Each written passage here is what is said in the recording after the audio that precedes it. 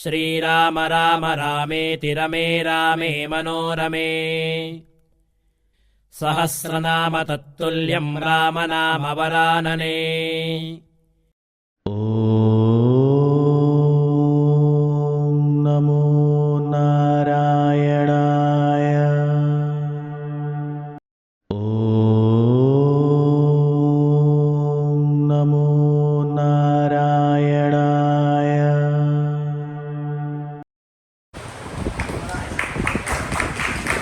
श्रीलक्ष्मी वल्लभारंभा विकनो मुनिमध्यमा अस्मदाचार्यपर्यन्ता वंदे गुरुपरंपराम्. ஸ்ரீபுதியான எம்பெருமான் இந்த பூலோகத்துல கலியுகத்துல அர்ச்சாவதாரம் திருக்கோலம்னு ஒண்ணு, ஒரு யுகத்துல ஒரு அவதாரங்கள். கலியுகத்துல அர்ச்சாவதார திருக்கோலம் ஏல பண்ணணும்னு சொல்லி எல்லா ரிஷிகள் முனிவர்கள் எல்லோருக்கையும் போய் பிரார்த்தனை பண்றாளா, என்ன ஆராதிக்க வேணும் என்று சொல்லி எல்லாருமே அவருடைய அவதாரங்கள், ஒரு அவதாரம், ஒரு நிகழ்ச்சிகள் எல்லாத்தையும் பார்த்துட்டு ஒரே பயம். யாருமே பிரம்மாதி தேவர்கள் அனைவருமே சுவாமியை அர்ச்சிக்க ரொம்ப பயம். பொதுவாகவே இப்ப இருக்கிற சூழ்நிலை கூட அர்ச்சகர் அப்படின்னு வந்தா ரொம்ப அதாவது பொதுவா ஒரு மதிப்புக்கு வரதில்லை. ஆனா அந்த காலத்துல அப்படி மதிப்புக்கு கிடையாது, பயம். சுவாமிகிட்ட ஒரே பயத்துல யாரும் வரலையா, டிசம்பாவதாரம் நினைச்சே பாதி பேர் வரலையா, வேண்டாம். அதனால்தான் பகவானே, அதாவது சுவாமியே என்ன பண்ணார், நமக்கு நாமே என்றபடி அவரே ஒரு விகடசர், ஒரு ரிஷிய சிருஷ்டி பண்றார். விகடசரை சிருஷ்டி பண்ணி அவருக்கு எல்லா ஆகமும் சுவாமியே கத்து கொடுத்து, அவருக்கு பிற்கு அத்ரி காசிவ மரீச்சின்னு 4 ரிஷிகள், அந்த ரிஷிகளை கொண்டு வைகானசம்ன்ற ஒரு ஆகமும் இன்னைக்கும் திருப்பதியில அதை ஆராதிச்சுட்டு இருக்க. பொதுவா உங்களுக்கு திவ்ய தேசம் சொன்ன திருப்பதி, அந்த திருப்பதியில இன்னைக்கு அந்த வைகானச ஆகமம் இருக்கு. மற்ற ஏனைய எல்லா இடத்துலையும் இருக்கும். அதுல நாங்க பிறந்தவதான் வைகானச ஆகமம் சொல்லி அதாவது பெருமாள் விகடேசர் சொன்னாராம், ஏதாவது தப்பு இருந்தா நீ கோபிச்சு கூடாது, சமஸ்வன்னு சொல்லி ஒரு வசனமே இருக்கு. துளசி வாடி இருந்தாலும் சாலக்கிராமம் உடைந்திருந்தாலும், அதே போல அர்ச்சகன் எப்படி மந்திரம் தெரியுதோ மந்திரம் தெரியலையோ எப்படி இருந்தாலும் அவன் வணங்கத்தக்கவன் சொல்லி அந்த விகடசர் வழியா வந்தவாள் தான் நாங்கெல்லாம் வைகானசர். இந்த பாஞ்சராத்திரத்தை பத்தி சொன்னார். பாஞ்சராத்திரம் எப்படின்னா, வைகானசாகம் முழுவதும் வேத மந்திரம், வேதத்திலே இருக்கு. ஏனக்கா ஏ வைகானசான்னு வேதத்தில் இருக்கு.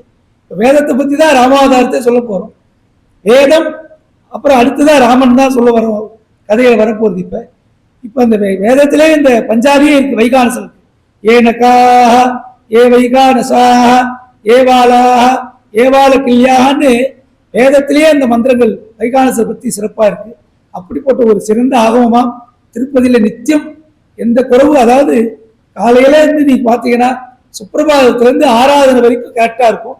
அதுக்கப்புறம் எல்லாம் உற்சவருக்கு ஏழை பண்ணுவா, எந்த சிரமம். ஏன்னா சேவார்த்திகள் வந்துட்டே இருப்பா, எப்பத்தாலும் தரப்பட முடியாது, அந்த கஷ்டம்லாம் இருக்கு இல்லையா. அதனால ஆகமத்தில் இருக்கு உற்சவருக்கு பண்ணணும்னு சொல்லி அழகா அங்கிருந்து காலசந்தி பூஜை ஆன உடனே சுப்பிரபாத தோபால சேவை ஆராதனம், வெள்ளிக்கிழமை மட்டும் அந்த இது வச்சிருக்கா, திருமஞ்சனம் வச்சிருக்கா.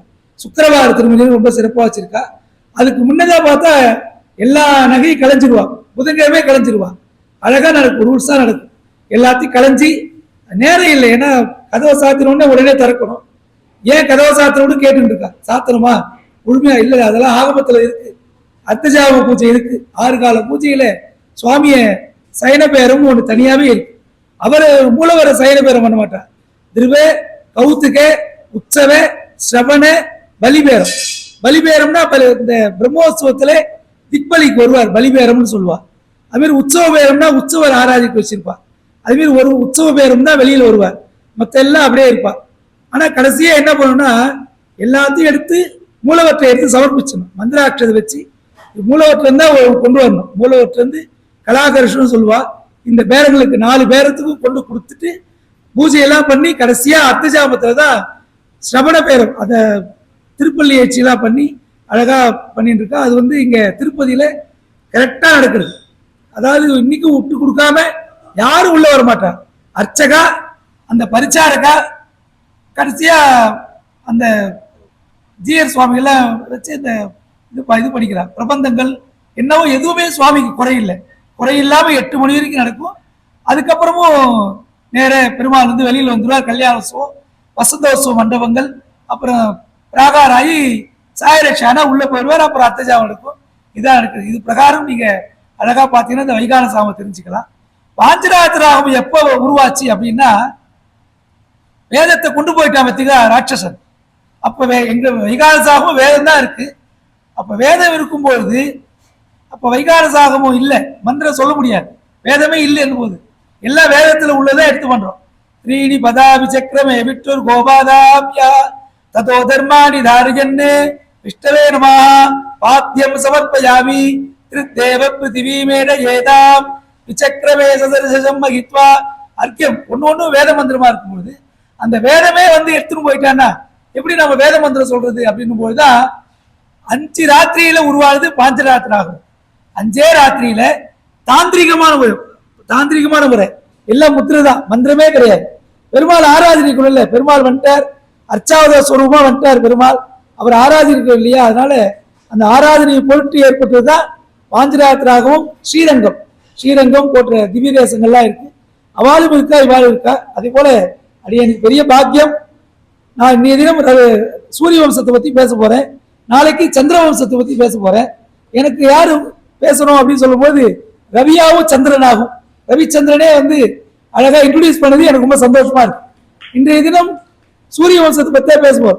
சூரிய பிரபவோ வம்சா ரகுவம்சர் சொல்றார், கவி காளிதாசர் சொல்றார். வேதங்கள் பத்தி மாமா சொன்னார், வடகள தெங்கள் என்ன, எல்லாருக்குமே வேதம்ன்றது சைவ வைற்றும் எதிரி கிடையாது. என்ன உதாரணம் அப்படின்னா, ரகுவம்சன்ற ஒரு பெரிய காவியம். அது யாரை பத்தினது? ராமரை பத்தியது, ரகுவம்சத்தை பத்தியது. ஸ்ரீமன் நாராயண பத்தியது. ராமன் தான் நாராயணன், நாராயணன் தான் ராமன். அப்ப ரகுவம்ச காளிதாசர் கவி எழுதுகிறார். எந்த எந்த ஸ்லோகம் எழுதினாலும் மங்கள ஸ்லோகம்னு முதல்ல ஒன்று எழுதணும். எந்த நூலா இருந்தாலும் மங்களம்னு ஒன்று எழுதணும். அப்ப அழகா எழுதுறாரு பாருங்க. இது தெரிஞ்சுட்டா போறோம். யாருமே வேதம்ன்ற வாழ்க்கை இந்த ஸ்லோகத்தை சொல்லுங்க, அவளை கேளுங்க. நீங்க என்ன சொல்லுவா? வாகர்த்தா விவசம்பிருத்தவ். அழகா கமலஹாசனே ஒரு பாட்டுல பாடிட்டு, அழகா எனக்கே சந்தோஷமா இருக்கு. இதெல்லாம் அவருக்கு தெரிஞ்சிருக்கு, ஆனா அதை மறைமுகமா, ஆனா இது எடுத்து சொல்லல. இது எதுக்காக சொல்லியிருப்பாரு? வாகர்த்தா விவசம்பிருத்தவ் வாகர்த்த பிரதிபத்தையே அப்படின்னு இருக்கு பாருங்க. அதாவது சொல்லும் பொருளும் போல சேர்ந்திருப்பவரான பார்வதி பரமேஸ்வரன்.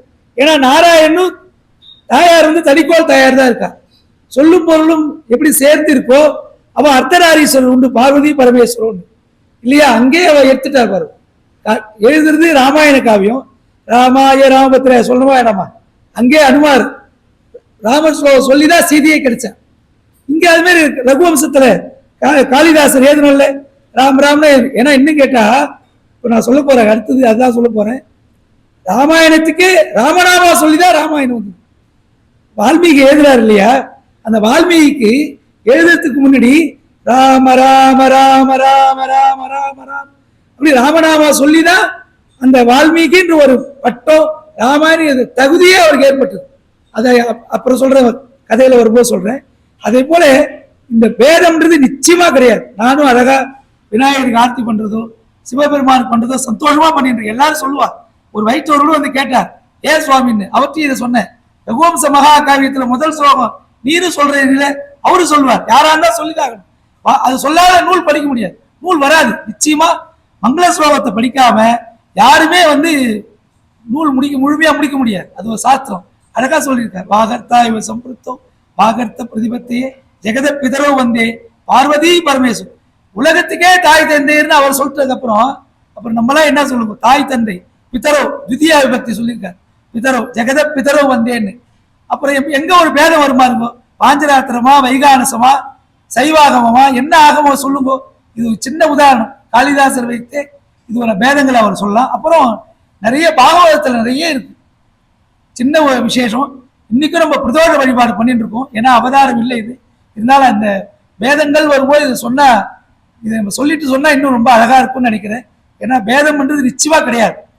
இங்க பெருமாள் வந்து அதான் கருணாமூர்த்தி ஸ்ரீமன் நாராயணன் நாராயணன் போய் என்ன கேட்கிறார் தேவர்கள்லாம், துபர்பா நீ வந்து அவதாரம் எடுக்கிற ரைட்டு, ஒரு முறையும் ஒன்றை வந்து கேட்க முடியாது, எங்களுக்கு ரொம்ப வெக்கமா இருக்கு, எங்களுக்கு நிறைய சக்தி இருக்கு, சும்மா சும்மா ஒன்றே வந்து நாராயணா கோவிந்தாலாம் சொல்ல முடியாதுப்பா, எங்களுக்கே ஒரு சக்தி கொடு அப்படின்னு கேட்கிறார்.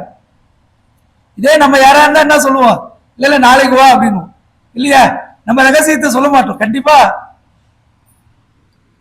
நம்மகிட்ட வித்தியை நிச்சயமா சொல்லி தர மாட்டோம், ஏதாவது ஒரு பிரசன்ட் வச்சுப்போம். ஏன்னா இதனால அப்படிதான் இருக்கா, மற்றவாறு அப்படிதான் இருக்கா, பயமா இருக்கு, எல்லாம் சொல்லி கொடுக்கறதுக்கு பயமா இருக்கு, மறுநாள் தூங்கி எழுந்தோடனே எப்படி என்ற அளவுக்கு இப்ப இருக்கு மனுஷாலாம் அப்படி இருக்கு, அதுவும் இருக்கு. ஆனா பெருமாள் என்ன சொல்றாரு பார், தேவர்களே பார்க்கடலை கடையுங்கள், அங்க அமிர்தம் வரும், அதை நீ சாப்பிடு, உனக்கு ஒண்ணுமே வராதுன்ற. யார் சொல்லுவா சார், யாரா சொல்லுவாளா சொல்லுங்க. ஸ்ரீமன் நாராயணுக்கு எப்படி வருவார், என்ன நீ சேவிக்க வேண்டாம், என்ன சொல்ல வேண்டாம், ஆனா சொன்னா நமக்கு தான் நல்லது, சொன்னா நமக்கு தான் நல்லது தவிர மற்றபடி அவருக்கு எதுவும் இல்ல. அவரு பார்க்கடல்ல அனந்த சேனா ஆதிசேஷான்னு அழகா படுத்துட்டு இருக்கார், பார்க்கடல்ல அழகா படுத்துட்டு இருக்கார், அதுக்கு நமக்கு தான் அந்த பாக்கிய வர்ணன சங்கீர்த்திய நாராயண சப்தமார்த்தம் விமுக்த துக்கா சுனோபவந்து, உனக்கு துக்கம் போனா நீ சொல், அவ்வளவுதான் தவிர அவர் சொல்லு நீ எந்த இடத்துல விளம்பரம் பண்ணல. தேவர்கள் கேட்கிறா, நீ போ பார்க்கடல் கடை, அதுல அமிர்தம் வரும், சாப்பிடு, நல்லா ஆயிடுன்ற. யார் கண்டிப்பா நானே சொல்ல மாட்டேன். என்னட்டே வந்து ஒருத்தர் கேட்கிறார், நான் பெரிய ஆளா போறேன், ஏதாவது வழி சொல்லுங்கன்னா, நான் இத்தனை வருஷம் கத்துன்ற வித்தியே சத்தியபூர்வமா இந்த சன்னதியிலிருந்து சொல்றேன், நிச்சயமா சொல்ல மாட்டேன். ஏன்னா பயம், எங்க என்ன மாதிரி அவன் ஆயிடுவானு, அப்படிதான். ஆனா அப்படிலாம் இருக்கக்கூடாது, பெருமாள் மாதிரி நம்ம இருக்கணும். ஸ்ரீமன் நாராயணன் எப்படி இருக்கா, நீ எப்படி வேணா இரு, ஆனா அவர் உதவி தேவைப்படுது பாருங்க. இவ கடையை சொல்லிட்டா, ஆனா பெருமாளுக்கு முன்னாடியே தெரியும் போது முதல்ல வருது ஏன் மாயக்கண்ணன், இவர் மாயன், மாயன் மணிவண்ணனை அப்படின்னு இருக்கு, மாயக்கண்ணன் இல்லையா, அதனால இவர் என்ன நினைச்சிட்டாரு, முதல்ல வருது விஷம்தான் வரப்போகுது, நம்மளோ சீராப்தி பார்க்கடல படுத்துட்டு இருக்க, சுகஞ்சமே சயனஞ்சமே அதுல இருக்குமா இருக்கும், சுகஞ்சமே சயனஞ்சமே, சுகமா நான் படுத்துட்டு இருக்கேன், என்ன கொண்டு பால் தான் கொடுத்துருக்க, வெண்ணெய் தான் சாப்பிட்டு இருக்க, எனக்கு இந்த விஷம் தான் என்ன தெரியாது, ஐயோன்னு பயந்து முதல்ல என்ன அவதாரம்னா ஆமையா உருவெடுத்து பூமி கரியில போயிடுறேன், பூமி கரியில போய் நானும் வந்து இதுல ஒரு சம்பந்தமா இருக்கேன்னு சொல்லி பார்க்கடல் கடையும் போது மழை கடை கடை கடை கடைன்னு இறங்குறதான், இவர் தூக்கி நிறுத்துறார், தூக்கி நிறுத்தி ஆமையா உருவெடுத்துறார், போயிடுறாரு. நான் கூட விளையாட்டா சொல்லுவேன், சுவாமிக்கு தெரிஞ்சிருச்சு போலுக்கு அடுத்தது பிரம்மாண்டம் வரப்போறதுன்னு, அடுத்தது ஆழகால விஷயம் வருது, அத சிவன் ஆத்மாத்மா சாப்பிடறாரா, பார்வதி இப்படி கையை பிடிக்கிறாளா, ஏ பார்வதி அது என்ன என்ன தீர்த்தம் தெரியுமா, விஷ்ணு பாதோதகம் சுபம் சாப்பிடறாரு. இன்னைக்கு கூட பாருங்க தீர்த்தம் சாப்பிடும் போது விஷ்ணு பாதோதகம் சுபம் தான் சாப்பிடுவோம், ஏன்னா எப்படிப்பட்ட அந்த விஷத்தை முறிக்க தன்மை அந்த விஷ்ணு பார்வதி அங்க கீழே வந்து யார் இருக்கா, ஸ்ரீமன் நாராயணன் இருக்கா, அந்த அங்கிருந்து வர்றது எப்படியா விஷமாகும் அப்படின்னு சிவன் சாப்பிடுறாரு.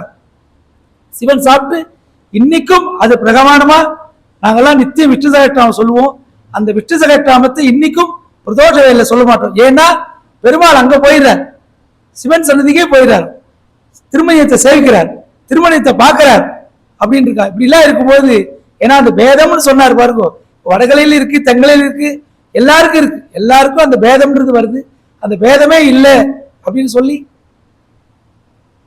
இன்றைய உபன்யாசமா ராமலீலா என்கிற ஒரு தலைப்பிலே, ஏன்னா இது அவசியம் சொல்ல வேண்டியதா இருக்கு. வேதங்கள் வந்து நம்ம நிறைய பார்க்கிறோம், அதெல்லாம் இருக்கக்கூடாது, மனுஷ வேதங்கள் பார்க்கிறோம், அதுவும் ஸ்ரீமன் நாராயணன் மாதிரி இருக்கணும்னு சொல்லி எல்லாமே எல்லாம் கத்துக்கணும் அப்படின்னு எல்லாம் கொடுக்கணும்னு சொல்லி ஆரம்பிச்சு உபன்யாசத்தை முதல்ல ஆரம்பிக்கிறோம். அதாவது இந்த உபன்யாசம் ராமலீலா என்ற தலைப்பு, இந்த இடம் அற்புதமான இடம், எவ்வளவு பெரியவாள்லாம் வந்து உபன்யாசம் பண்ணியிருக்கா, அந்த இடத்துல ஒரு ஆசனத்தை கொடுத்த ஆலய நிர்வாகத்திற்கு மனமார்ந்த நன்றிகளை தெரிவித்துக் கொள்கிறேன். அடியேன் சொல்வார், காளிதாசர் சொல்றார், அந்த கவியச பிரார்த்தின், எனக்கு அறிவே கிடையாது, நான் ராமாயணத்தை எழுதுறேன்றாராம். அதே போல அடியனுக்கு என்ன பக்குவன்றது உங்களை கேட்டா இன்னும் கொஞ்ச நேரம் கழிச்சு கேட்டா சொல்லுவா, பாலாஜி பற்ற என்ன சொன்னான்னு.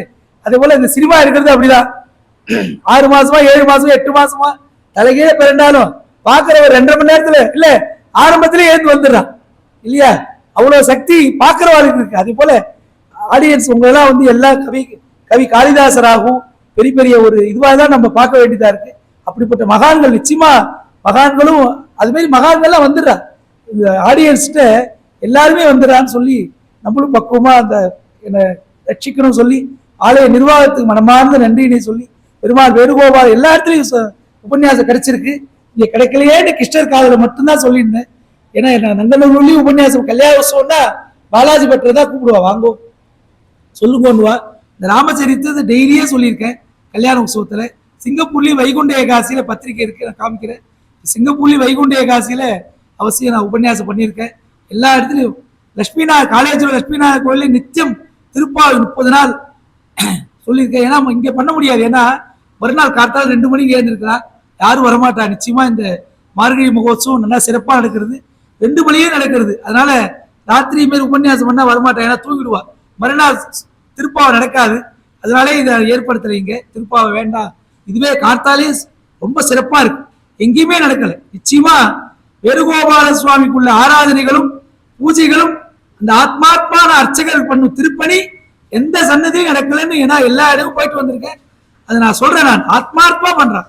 கார்த்தால 6 மணிக்கெல்லாம் உள்ள வந்துடுறா, அவ எப்ப 8 மணிக்கு ஏந்திருப்பான்னு பாருங்க. கார்த்தால 6க்கு வந்துடுறா, சாயலட்சியும் 5 மணிக்கே திறந்துடுறா. இதே கிருஷ்ணா தான் இருக்க முடியும் தவிர மற்றபடி கிருஷ்ண பக்தி இல்லாம இந்த சன்னதி கைங்கரியம் பண்ண முடியாது. ஏன்னா சேவிக்கிறவாலே ஒரு புஷ்பத்தை வச்சுட்டு 1 நிமிஷம் நிக்க மாட்டேன்றா. நாங்க 5ல இருந்து 8 வரைக்கும் இருக்கோம், ஒரு புஷ்பத்தை கையில வச்சுட்டு 1 நிமிஷம் நின்று பெருமாள்கிட்ட நிக்கிறோமா நினைக்க மாட்டேன்றா. பெருமாள் அர்ச்சகர் தானே, கொஞ்ச நேரம் இங்கே இருப்பார், ஒரு 2 நிமிஷம் நின்று கிருஷ்ண கிருஷ்ண கிருஷ்ண கிருஷ்ண கிருஷ்ண கிருஷ்ண கிருஷ்ணன்னு சொல்லுவோம் நினைக்க மாட்டேன்றா. இந்த விநாயகருக்கு போறோம், அங்க போறோம், இங்க போறோம், ஒரே பதட்டமா இருக்கா. பெரிய கையில வெடிகுண்டு வச்சிருக்க கூட நினைச்சிட்டு இருக்கா. ஏன்னா அது பிரம்மாண்டமா வச்சிருக்கோம், கையில புஷ்பம், அது வயிற்றே கிடையாது. அப்படிலாம் இருக்கக்கூடாது. நீங்க ஒரு பெரிய பாக்கியம், அந்த பெருமாள்கிட்ட இருக்கிற புஷ்பம் உங்க கையில எவ்வளவு நேரம் இருக்குது, 60 நினைக்கணும். நீங்க என் கையில இருந்து போறது புஷ்பம், அதை கொஞ்ச நேரம் வச்சுட்டு போ, எவ்வளவு பெரிய பாக்கியம் இல்லையா. கிருஷ்ண திருவடி அது நினைக்கல யாருமே. அந்த புஷ்பம் நம்ம தரிச்சுட்டு இருக்கோம், முதல்ல நம்ம கையில இருக்கு, அதை வச்சுட்டு அருகுமில்லாட்டா அப்படியே இந்த வேப்பில எல்லாம் சாமியில ஓட்டுவோம் பாருங்க. சில பேர் அப்படிதான் எட்டு வருவா, இப்படி எங்களை மந்திரிக்கிற மாதிரி கூட இருக்கும் சில சமயம். அப்படிலாம் இல்லாம ஒரு தூய பக்தியோட அதை கையில வச்சிருந்தா தப்பு கிடையாது. அர்ச்சனை பையும் வச்சுட்டு நின்று எவ்வளவு. இங்க திருநீர்மலையில அந்த உடனே பார்த்துடும், ரொம்ப கர்வத்தோடு தான் அந்த ஆழ்வார் வந்தார். பெரிய மழையை உண்டு பண்ணி அவரை காக்க வச்சார். 6 மாசம் 7 மாசம் காத்து இருந்தா போய் சேவிச்சார். இன்னைக்கெல்லாம் திருப்பதி நினைச்சு பார்க்க முடியுமா பாருங்க. அவர் நினைச்சா வேணுகோபால ரோட்லயே கூட கன்னத்துல போற அளவுக்கு வச்சிருக்காரு. ஷூ கைட்ட வேண்டாம், கிருஷ்ண பக்தி எப்படி பாருங்க. நம்ம வேணுகோபால எப்படி ரட்சிக்கிறார் பாருங்க. வண்டியிலே இந்த கார்லே அப்படின்றார், அப்படி அனுகிரகம் பண்றார். அப்படிலாம் அதையும் ஏத்துக்கிறார், அந்த பிரணாமத்தையும் வாய்க்கிறார். அந்த இல்ல நிக்க முடியாது, தெய்வத்துக்கு நேர இல்லைன்னா நிக்கவே முடியாது. அவ்வளோ பெரிய வாத்சல்யமான ரூபம் நமது கிருஷ்ணர். அப்படிப்பட்ட இடத்துல இந்த உபன்யாசம் பெரிய பாக்கியம், மகாபாக்கியம். ஆலய நிர்வாகி எங்களுக்கே எவ்வளவு சிரமம்னா நிர்வாகத்துக்கு எவ்வளவு சிரமம்னு பார்த்துக்கணும். அர்ச்சகாலுக்கே இவ்வளவு, ஏன்னா எங்களுக்கு எந்த கவலையும் கிடையாது, அர்ச்சனை பண்றதுதான் கவலை தவிர. அப்ப அந்த நிர்வாகம் எவ்வளவு, அந்த நிர்வாகம் அவ்வளவு சிரமப்பட்டு பண்ணிட்டு இருக்கா. நன்னா பண்றா, சிறப்பா பண்றா நிர்வாகம். அப்படி ஒரு நிர்வாகம். பிரசாதம்னா அந்த பிரசாதம் அவ்வளோ நன்னா, பிரசாதங்கள் புஷ்பங்கள் எல்லாமே. அந்த புஷ்பம் திருப்பதி மாரி அங்கேயே கட்டி அங்கேயே வருது. சில கோயில்லாம் எங்கேயோ கட்டி டென்சோல் தான் வந்துட்டு இருக்கு, எங்கெங்கயோ வருது. நம்ம கோயில தான் ஆத்மார்த்தமா கோபுர வாசலை கூட தாண்டல, அழகா கட்டி எங்கேயும் அவ்வளோ பக்தி சக்தியா திருமஞ்சனங்கள் எல்லாமே சிறப்பாக நடந்திருக்கு. அப்படிப்பட்ட ஒரு புனிதமான அனுக்கிரகமான சந்நிதியிலே இந்த உபன்யாசம். முதலாவதாக நான் நாரதரை பத்தி தான் சிறப்பா சொல்லணும். நாரதர் அடிக்கடி பெருமாளை போய் பார்ப்பார். அவருடைய ஒரு சக்தி உண்டு நாரதருக்கு. நேர போய் பெருமாளை பார்க்கிறாரா, அப்பயே அவ 2 பேரும் பேசிக்கிறா. ராமாயணத்தை ராமாவதாரம் இப்படி ஏற்பட போறது அப்படின்னு அவ பேசிக்கிறா. அப்ப நாரதர் பார்த்துட்டு அப்பயே சொல்லிடுறா, வால்மீகி தான் எழுத போற, எல்லாமே சொல்லிடுறா. இத நாரதனுடைய அப்பா இருக்கார் பாருங்க. அப்பா யாருன்னா வருண பகவான். வருணனுடைய நாரதர், அதாவது வால்மீகி மகரிஷியுடைய அப்பா வருண பகவான். வருணலோகத்துக்கு வரார். வருணலோகத்துக்கு வந்து அந்த நாரதர் கதை சொல்ல போறார். எப்படிப்பட்ட குழந்தையை நீ பெற்றிருக்க, அதாவது வருண பகவான் மடியில தவழ்ந்துட்டு இருக்கா. அந்த குழந்தை வால்மீகி தவழ்ந்துட்டு இருக்கான் வருண பகவான் மடியில. அப்படி தவழ்ந்துட்டு இருக்கும் போது வருண பகவான் குழந்தையை தான் சீராட்டி பாட்டு தவிர நாரதர் சொல்ற அந்த ராமாயணத்தை கேட்கவே இல்லை. ஆனா அந்த குழந்தை கேட்குது பாருங்க. நாரதர் அதாவது நாரதர் எப்படி பக்தி உண்டு பண்ணிருக்கார் பாருங்க. ராமாயணம் ஏற்படுறதுக்கே நாரதர் தான் காரணம். அதே போல பிரகலாதன் கர்ப்பத்திலே போய் இந்த நாராயண நாராயண நாராயண நாராயணன் உண்டு பண்ணிட்டார். அப்பதான் நிருசிம்மாவதாரம் வருது. எங்கேயும் இருப்பாருன்னா தூணில் இருப்பார், துரும்பில் இருப்பாருன்னா பெருமாள் இன்னமும் தூணை யாரும் தொட்டு இது பண்ண மாட்டார். இன்னும் கர்ப்பம் நிருசிம்ம கர்ப்பம்னு சொல்லி இன்னைக்கும் தூணை நம்ம, ஏன்னா ஒரு பிரசவம் தான் ஆயிருக்கு, எல்லாம் அதுல அப்படியே கர்ப்பமாவே இருக்கான்னு ஸ்தம்பேவதாரா ஸ்தமரன் லட்சியம் லட்சுமி நிருசிம்மம் சரணம் பிரபத்தியன்னு இந்த நாரதருக்கு அப்படிப்பட்ட பெருமை உண்டு. அப்படியே அந்த நாரதர் கோபமா வருணனை சபிக்கிறாராம். என்ன சபிக்கிறார் அப்படின்னா, இது மாதிரி ஒரு நல்ல ஒரு புண்ணியமான கதை சொல்றேன், அது ஒன்றும் வரவே இல்லை, அவதாரமே இன்னும் எடுக்க போல, அவதாரம் ஏற்படாத ஒரு கதையை ஓட்ட சொல்லும் போது நீ ஒரு விளையாட்டு குழந்தையா நீ இருக்கியே அப்படின்னு சொல்லி, எந்த குழந்தையனால இந்த கதையை நீ கேட்கலையோ அந்த குழந்தைய நீ பிரியட்டுன்றாராம். அப்படின்னு சொல்லி அந்த குழந்தை ஒரு வேடுவன்ட்ட வந்து கிடைக்கிறது. நாரதர் குழந்தை வேடுவன், அவெல்லாம் எதையாவது அபகரிச்சுட்டு காட்டுவாசி தானே, காட்டுல இருந்து யார் யார் வராலோ அவள் இது பண்ணிட்டு இருக்கும்போது அப்படி ஒரு ஜீவனம் பண்ணிட்டு இருக்கார். வால்மீகி ரிஷி எங்க வருணலோகத்திலிருந்து இங்க வந்துட்டார். அப்பயும் நாரதர் வரார். அவனுக்கு புத்திமதியெல்லாம் சொல்றார், கேட்கல. சரிப்பா, பாவத்தெல்லாம் ஏத்துப்பாலும் போய் கேளு, நான் இங்கே இருக்கேன் அப்படின்றாராம். நேர அவள்கிட்ட போய், நான் எல்லாம் திருடி கொண்டு வரேனே, திருடி பொருட்கள்லாம் உங்கள்கிட்ட கொடுக்குறேனே, இதனால ஒரு பாவம்னு ஒண்ணு வருது, அது நீ ஏத்துப்பியான்னு கேட்கிறாளா அவ பந்துக்கள்கிட்ட எல்லாத்தையும், அப்பா அம்மா எல்லாத்தையும். அப்பதான் அவ சொல்றா, இது கடமை உனக்கு, எங்களுக்கு சம்பாதிச்சு கொடுக்கணும் உனக்கு கடமை, நீ அதை திருடிதான் சம்பாதிக்கணுமா, நீ அதை மரங்கள்லாம் இருக்கு இல்லையா காடு, அதை அழிச்சு ஏதோ ஒன்று பண்ணி எனக்கு கொடுக்கலாம், புண்ணியம் பண்ணி எனக்கு கொடுக்கலாம், ஆனா நீ திருடி பாவத்தை ஏற்படுத்தி எனக்கு கொடுக்க கூடாது, அது ஆனா பாவத்தை நாங்க ஏற்க மாட்டோம்னு. அப்பதான் அவருக்கு நல்ல புத்தி வருதா. புத்தி வந்து மறுபடியும் நாரதர்கிட்ட போய் மறுபடியும் மீண்டும் நாரதர்கிட்ட வால்மீகி ரிஷி என்ன பண்றது, இப்படி பாவி ஆயிட்டுன்னு இந்த பாவங்கள்லாம் எப்படி போறது அப்படின்னு போது, ராமாவதாரம் ஏற்படாததுக்கு முன்பே ராமநாமா ஒரு ஏற்றமா இருக்கும். ஏன்னா விஸ்வாமித்தர் எவ்வளவு கஷ்டப்படுறார், கடுமையா தபஸ் பண்றார், எவ்வளவு தடைகள் வருது, பிரம்ம ரிஷி ஆள வசிஷ்டர் வாயாதான் பிரம்ம ரிஷி கடைசியா தான் கிடைக்கிறது, ரொம்ப கஷ்டப்படுறார். ஆனா பாருங்க, இந்த வால்மீகி ராமநாமா தான் சொல்ற, ராமான்ற வாயிலே நோய் அண்ணன், அதோட ரொம்ப விசேஷமா இருக்கு. ஒரு நாமாவை உபதேசம் பண்றேன்னா அந்த நாமாவை நம்ம கேட்க தகுதி இல்லையா அவருக்கு, என்னன்னா ராமான்னு சொல்றாராம், வரலையா. சரி, இது என்னன்னு ஒரு மரத்தை பார்த்து கேட்டார், மராமரம் நேரம், இந்த மராமரம் அதே சொல்லியே ராம ஒரு நல்ல தபஸ் பண்றாராம். மரா நீங்களே சொல்லி பாருங்க, மராமரம் சொல்லி பாருங்க, ராமநாயுடு ராமா வந்துட்டான். ஆனா ஒரு குருநாதர் எப்படின்னு கேட்டீங்கன்னா, ஒரு குழந்தைக்கு ஏதாவது வரல அப்படியே விட மாட்டாராம், எப்படியாவது வரணும் வர வச்சுக்குவாராம்.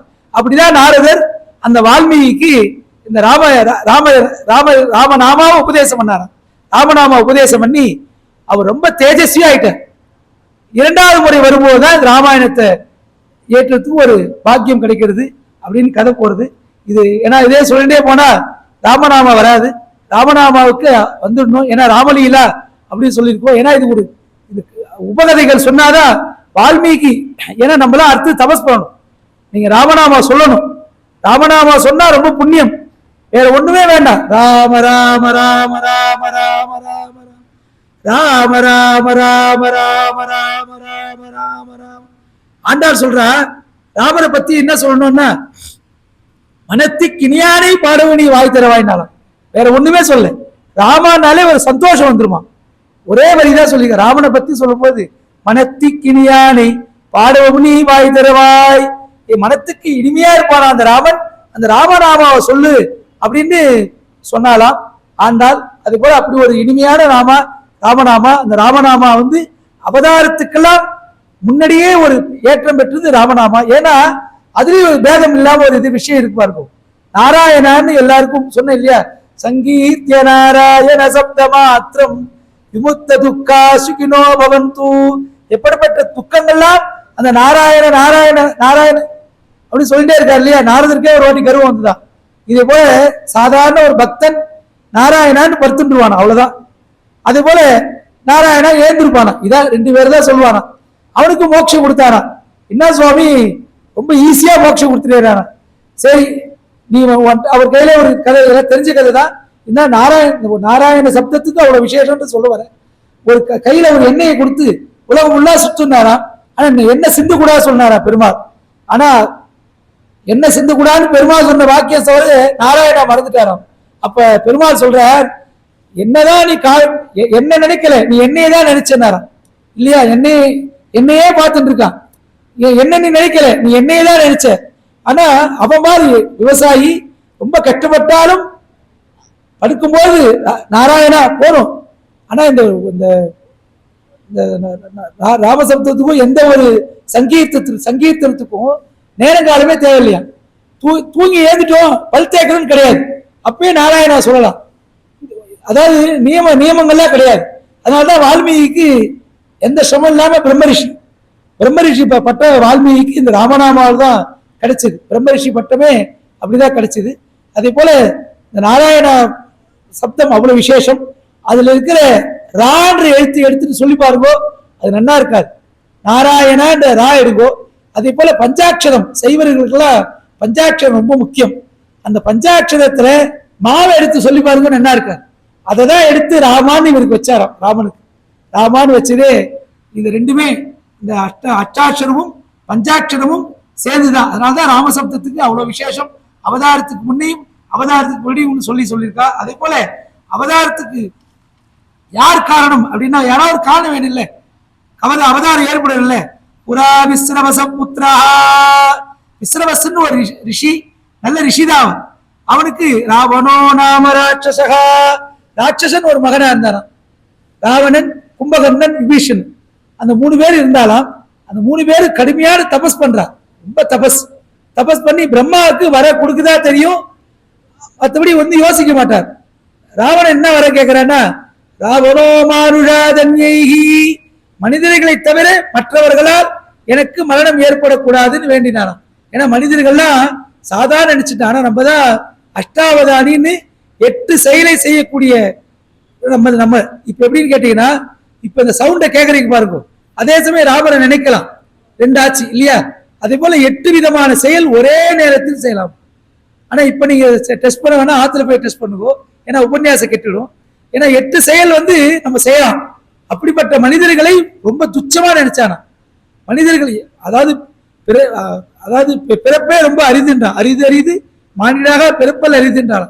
நம்ம பிறந்துட்டோம், எவ்வளோ கடுமையா தபஸ் பண்ணாதான் இந்த கர்ப்பத்துல நுழைய முடியும். அப்படி ஒரு போராட்டம், அப்படி ஒரு இது மனித பிறவியே ரொம்ப. ஆனா ராவணன் என்ன நினைச்சுட்டா, மனுஷால நம்ம ஈஸியா சரி பண்ணிடலாம்.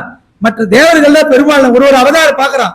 பெருமாள் இப்படி நினைக்கிறேன், என்னென்னமோ வந்து நம்ம கொள்றா, மனிதர்களை நம்ம சமாளிச்சிடலாம் அப்படின்னு. மனிதர்களை தவிர மற்றவர்களால் மரணம், ஏன்னா பெருமாள் கர்ப்பத்து உள்ள வந்துருவானான்னு அது ஒரு சந்தேகம் அவனுக்கு.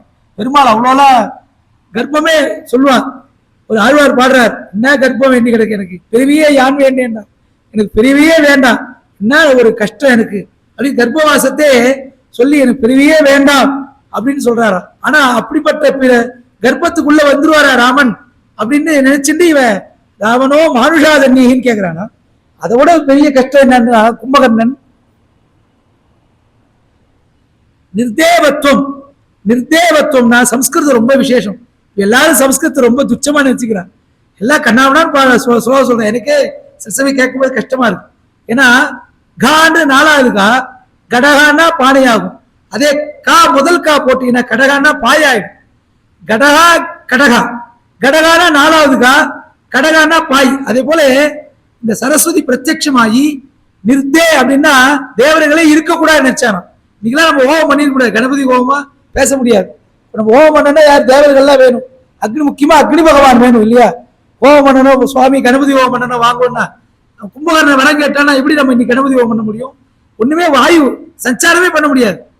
அவன் கேட்டது வரம் அப்படி பயங்கரமான வரம், எல்லாரும் பயந்தாலும் என்னடா எப்படி கேட்கறது. சரஸ்வதி பிரத்யட்சமாயி அந்த ரேப்பமானது மேல போனா ரேப்பம்னு சொல்லுவா, அந்த ரக்காரத்தை ரேப்பம்னு சொல்லுவா.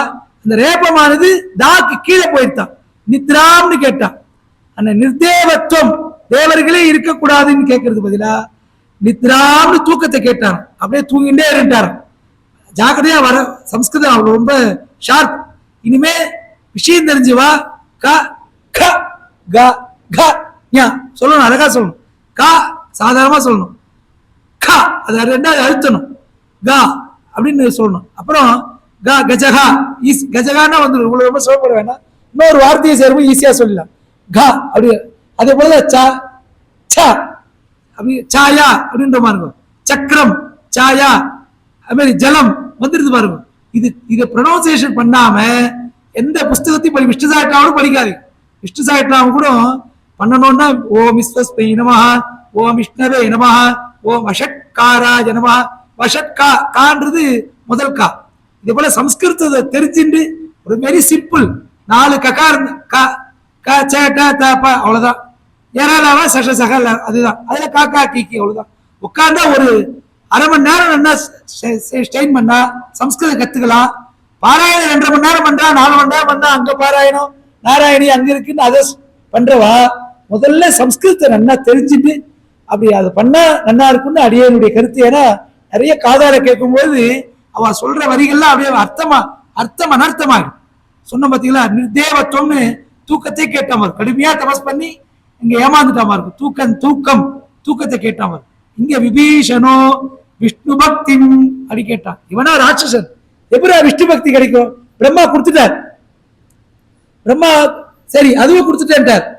எல்லாருக்கும் பயம், இவனா ராட்சசனா இருக்கான். ராட்சசன் ராவணன் ராட்சசன் என்னென்ன பண்ண போறான்னு தெரியாது.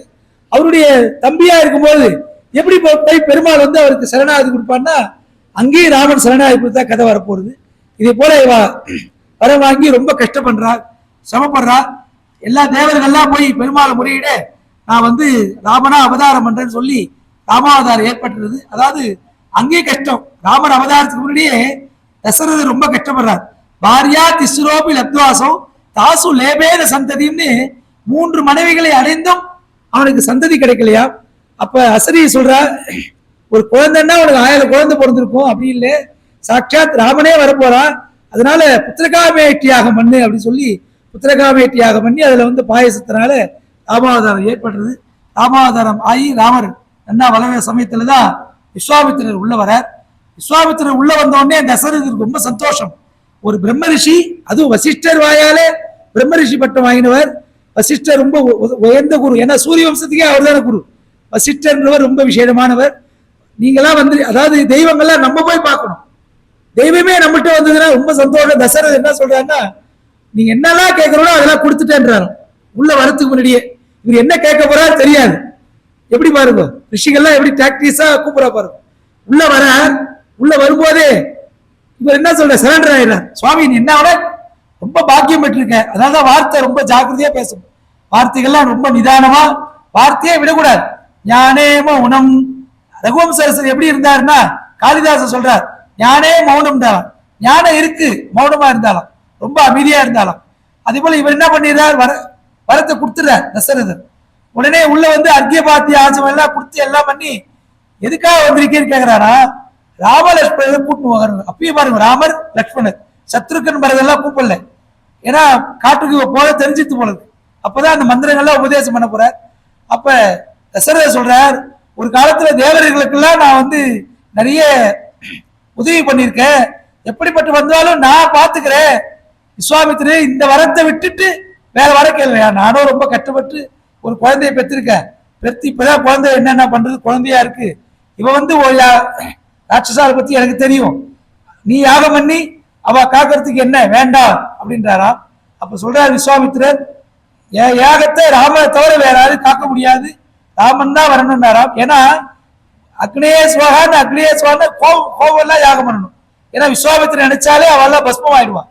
ஏன்னா யாகம் பண்ணும்போது விஸ்வாமித்திரர் அதே யாக சிந்தனையோடு இருக்கணும். இது வந்து அவனை ராட்சசா அழிக்கணும்னு சொல்லி யாகம் பண்ணும்போது அந்த பலன் தான் கிடைக்கும்.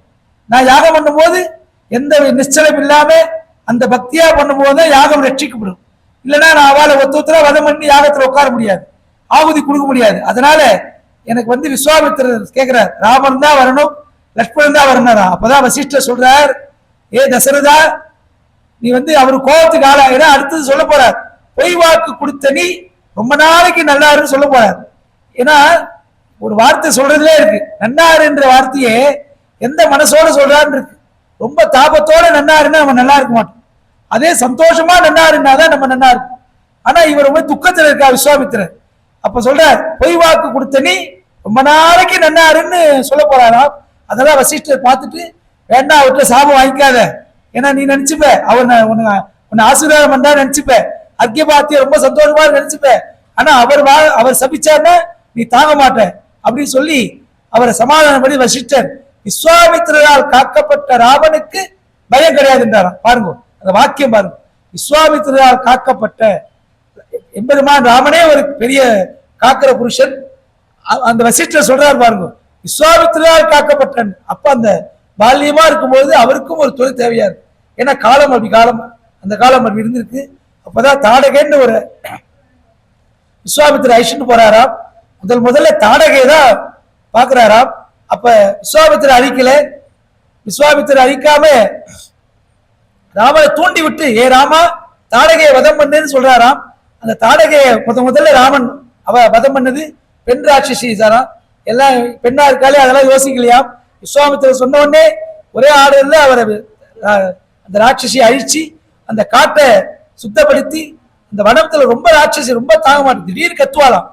கத்தினா அவ்வளவு மிருகங்கள் கூட பறவைகள் எல்லாமே, அதான் ஒரு அகநாறு புறநாறுலாம் சொல்லியிருக்கா. அதுல ராமன் அதெல்லாம் சொல்ல போறேன், எங்க ராமாயணம் இருக்குமோ அது ஒரு குறிப்பு வைத்து வச்சிருக்கேன். அதெல்லாம் பறவைகள்லாம் ராமன் சொல் பேச்சு கேட்டுதான், அவ்வளவு அறிவு அந்த பறவைகள்லாம் இருந்தா. அதெல்லாம் ரொம்ப கஷ்டமா இருந்தா, அது மிருகங்கள் எல்லாமே ரொம்ப கஷ்டப்பட்டு இருந்துதான். அப்பதான் அந்த தாடகை எழுந்த உடனே அந்த வனமே என்ன சுபிக்ஷமா இருந்ததாம். அதை விட்டுட்டு நேர யாகம் பண்றார். அப்பதான் சுபாகு மாரீச்சன் 2 ராட்சசர் வராராம். அதுல சுபாகு மட்டும் கொள்றாராம், மாரீச்சனுக்கு மட்டும் அந்த அஸ்திரத்தை கத்து கொடுத்து கடல்ல தள்ளுறாராம். இந்த இடத்துல என்னன்னு பாருங்க, ராவணன் நேர மாரீச்சன் போறான். ஏ மாரீச்சா, நீ மானா ராமன் வந்திருக்காரா, அங்க அழகிய சீதை இருக்கா, நான் சீதையை இது பண்ண போறேன். அங்க ராமான்ற ஒரு சப்தம் கேட்ட உடனே முதல்ல அவனுக்கு ஒரு ஞாபகம் வந்தது, அந்த அஸ்திரம் தான் ஞாபகம் வந்துதான்.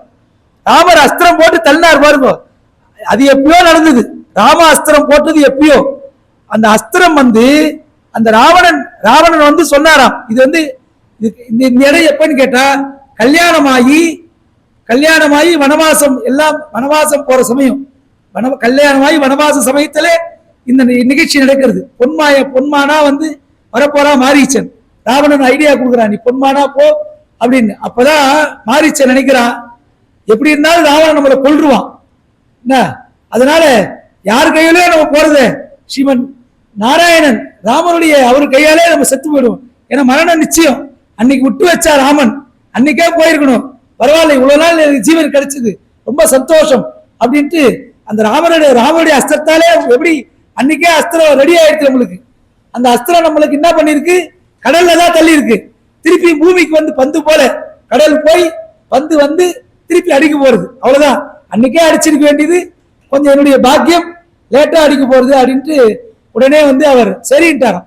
சரி அப்படின்னு ஒத்துண்டு போனதா சொல்றான். அதாவது சுபாகுமாரிச்சன் அந்த அஸ்திர சஸ்திரம் இந்த இடத்துல பிரயோகமாகி ராமருடைய யஜ்ய சம்ரக்ஷண விஸ்வாமித்திரர் ரக்ஷண ஆச்சு. அடுத்தபடியாக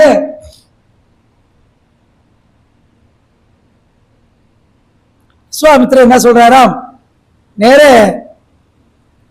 வான் கூப்பிடா, எங்க மிதிலா நகரோடு சொல்லி அவர் வா போலான்றாராம். இப்படி போகல, எங்கிருந்து வந்தோமோ அங்க போல, அயோத்திக்கு போகல, யாகம் நல்லபடி ஆயிடுத்து, சுபாகம் ஆயிடுச்சு, கொன்னியாச்சு, தாடகவதம் ஆயிடுத்து, இந்த பக்கம் இப்படி போலான்றாராம். ராமன் ஒண்ணுமே சொல்ல, ராமன் அமைதியா அவர் பின்னாடியே போறாராம். அப்பதான் அகல்யா சாப விமோச்சனம், அவளும் தப்பு பண்ணாம இந்திரனுடைய சூழ்ச்சியா தப்பு பண்ணும்போது அங்கேயும் ராமநாமா சேஷ்டமா இருக்கும். எப்ப அகல்யா கல்லா போன்னு சொன்னாரோ அப்பே தப்புன்னா ஒரு பிராயச்சித்தம் ஒன்று இல்லை சுவாமி, இப்படியே கல்லாதான் நான் இருக்கணுமா, எப்ப நான் உன்னோட சேர்வனாராம். அப்ப சொல்றார் கௌதமர், ராமாவதாரம் ஏற்பட பொழுது அந்த ராமனுடைய திருவடி உண்மையில பட்ட உடனே உனக்கு சாப விமோச்சனம் ஆயிடும், நீ என்னோட சேரலாம்னாராம். எப்ப அந்த ராமான்னு வார்த்தையை கேட்டாலோ அந்த அகலிகை கல்லா இருந்தாலும் அவளும் ராம ராம ராம ராம ராம ராம ராமான்னு சொல்றாராம். அதனால ராமநாமாக்கு எப்படி பாருங்க, கல்லா இருந்தாலும் கூட அந்த ராமநாமா சொல்லிட்டே இருந்தாலாம். இது ராமநாம ஒரு பெருமையை ரொம்ப இந்த இடத்துல உணர்த்துறது. அதே போல ராமன் பட்டாபிஷேகம் ஆகும்போது கூட ஒருத்தருக்கு பட்டாபிஷேகம் பண்ணி தான் பட்டாபிஷேகம் பண்ணிட்டாராம். கல்யாணம் பண்ணிக்க போறார் விஸ்வாமித்திரர், நேர மிதிலாவுக்கு தான் ஐஸ்வர்யா போறார். ஆனா பாருங்க, கல்யாணம் தம்பதியா சேரும் போது கூட இங்க இந்த இடத்துல என்ன பண்றாரு பாருங்க, ஒரு தம்பதியை சேர்க்கிறார் ராமர். கௌதமரையும் அகலிகையும் சேர்த்து வச்சு அவளை ஒரு சந்தோஷம் பண்ணி நேர மிதிலாவுக்கு போறாராம். மிதிலாவுக்கு போகும்போது ஒரு விஷயம், சுவாரஸ்யமான விஷயம், இந்த ஜனகர் சின்ன வயசுல இந்த பந்து வச்சு விளையாடுவா. அந்த பந்து விளையாட்டு ஆதி காலத்திலே இருந்திருக்கு. அந்த பந்தானது ஒரு சிவதனுசு உள்ள போயிருக்கு. அப்ப சீதை என்ன பண்ணிருக்கா, அந்த சிவதனுசை இடது கையிலே தூக்கியிருக்காளாம். இதை ஜனகர் பார்த்துறார். அதனாலதான் வில்முறிவுன்றது ஒரு சாகசமா கிடையாது. சீதையை கல்யாணம் பண்ணிருக்கிறது பொதுவாகவே அப்பா, இப்ப இருக்கிற அப்பாவும் சரி அடியேனும் சரி, குழந்தைய கல்யாணம் பண்ணா அந்த குழந்தைகள் என்ன பார்த்துப்பானா, அந்த குழந்தைகள் கூடவே இருந்திருக்கோம்ல, நம்ம கூடவே நம்ம குழந்தைய வச்சுட்டு அவனோட தாண்டி இருந்தாதான் அவரை பார்த்துக்க முடியும் இல்லையா? அப்படிதான் பார்ப்போம். அவரை தாண்டி ஒரு சமுத்து இருந்தாதான் நம்ம குழந்தைய பார்த்துக்க முடியும்னு அடியனுடைய ஆத்துக்காரி அப்படிதான். எங்க மாமனார் பார்த்து இப்படிதான் இருப்பார் சொல்லிதான். ஏன்னா எப்பயுமே புருஷாளுக்கு அடங்கி இருக்கான்னு நினைக்கக்கூடாது.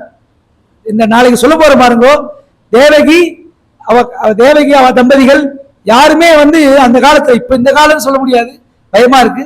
இந்த காலம் சொல்ல முடியாது. அந்த காலத்துல எப்படி கேட்டா, ஆத்துக்கார அமைதியா இருப்பா, அவள் அமைதியா இருப்பா, எல்லாமே இருக்கும் அவளுக்கு, எல்லா சக்தி எல்லாம் இருந்தாலும் சகதர்ம சரித்தவா அப்படின்னு இப்ப பாணிகிருஷ்ணேஸ்வர பாணினமும் சொல்ல போறோம்.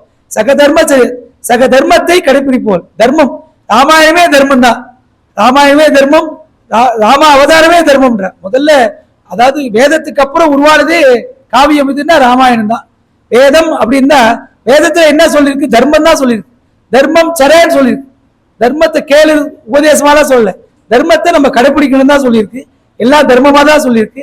அதே போல இந்த ஜனகர் ரொம்ப கஷ்டப்பட்டாராம். என்னடா இந்த குழந்தை வில்லை இப்படி தூக்கிட்டு, இது யாரு எடுத்து முதல்ல அது எடுக்கணும் இல்லையா, அதுக்கு சக்தி இருக்கணும். அது எடுத்து அதனாலதான் ஒரு போட்டி மாரி வச்சார். அப்பதான் வத்சராமா தனுப்பசிய அப்படின்னு விஸ்வாமித்திரர், அந்த விஸ்வாமித்திரால் தூண்டப்பட்ட ராமன் அந்த சிவதனுசு வத்சராமா தனுப்பசியன்னு குழந்தை அப்பயும் பாருங்க, குழந்தைன்னு சொல்றார். குழந்தை ராமான்னு அப்படி குழந்தையாதான் பாவிச்சிருக்கார். அந்த குழந்தை வில்ல பாருன்னு சொல்றாராம். அந்த ராமன் வில்ல முடிச்சுதான் சொல்றா. ஆனா கம்பநாட்டாளர் என்ன பண்ணிட்டாருன்னா, என்ன எதை வச்சு அது எழுதுனான்னு தெரியாது, அண்ணலும் நோக்கினால் அவளும் நோக்கினான் இருக்கு.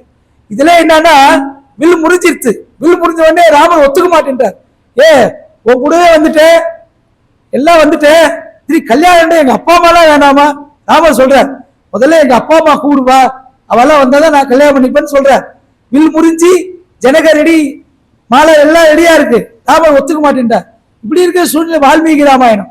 இப்படி இருக்கும்போது அங்க வந்துட்டு இருக்காராம் விஸ்வாமித்திரர், ஐஸ்வர்ய ராமர் வந்துட்டு இருக்காராம். அங்க கம்பர் என்ன எழுதுறானா, அண்ணனும் நோக்கலாம் அவனும் நோக்கலாம். இன்னும் வில் முறியே ஏற்படலை. கம்பராமாயணத்துல பாத்தீங்கன்னா தெரியும், வில்லே இன்னும் முடியல இல்லையா? வில் முறியணும், ராமர் அவ அப்பா அம்மா எல்லாம் வரணும், இவ்வளவு சமம் இருக்கு.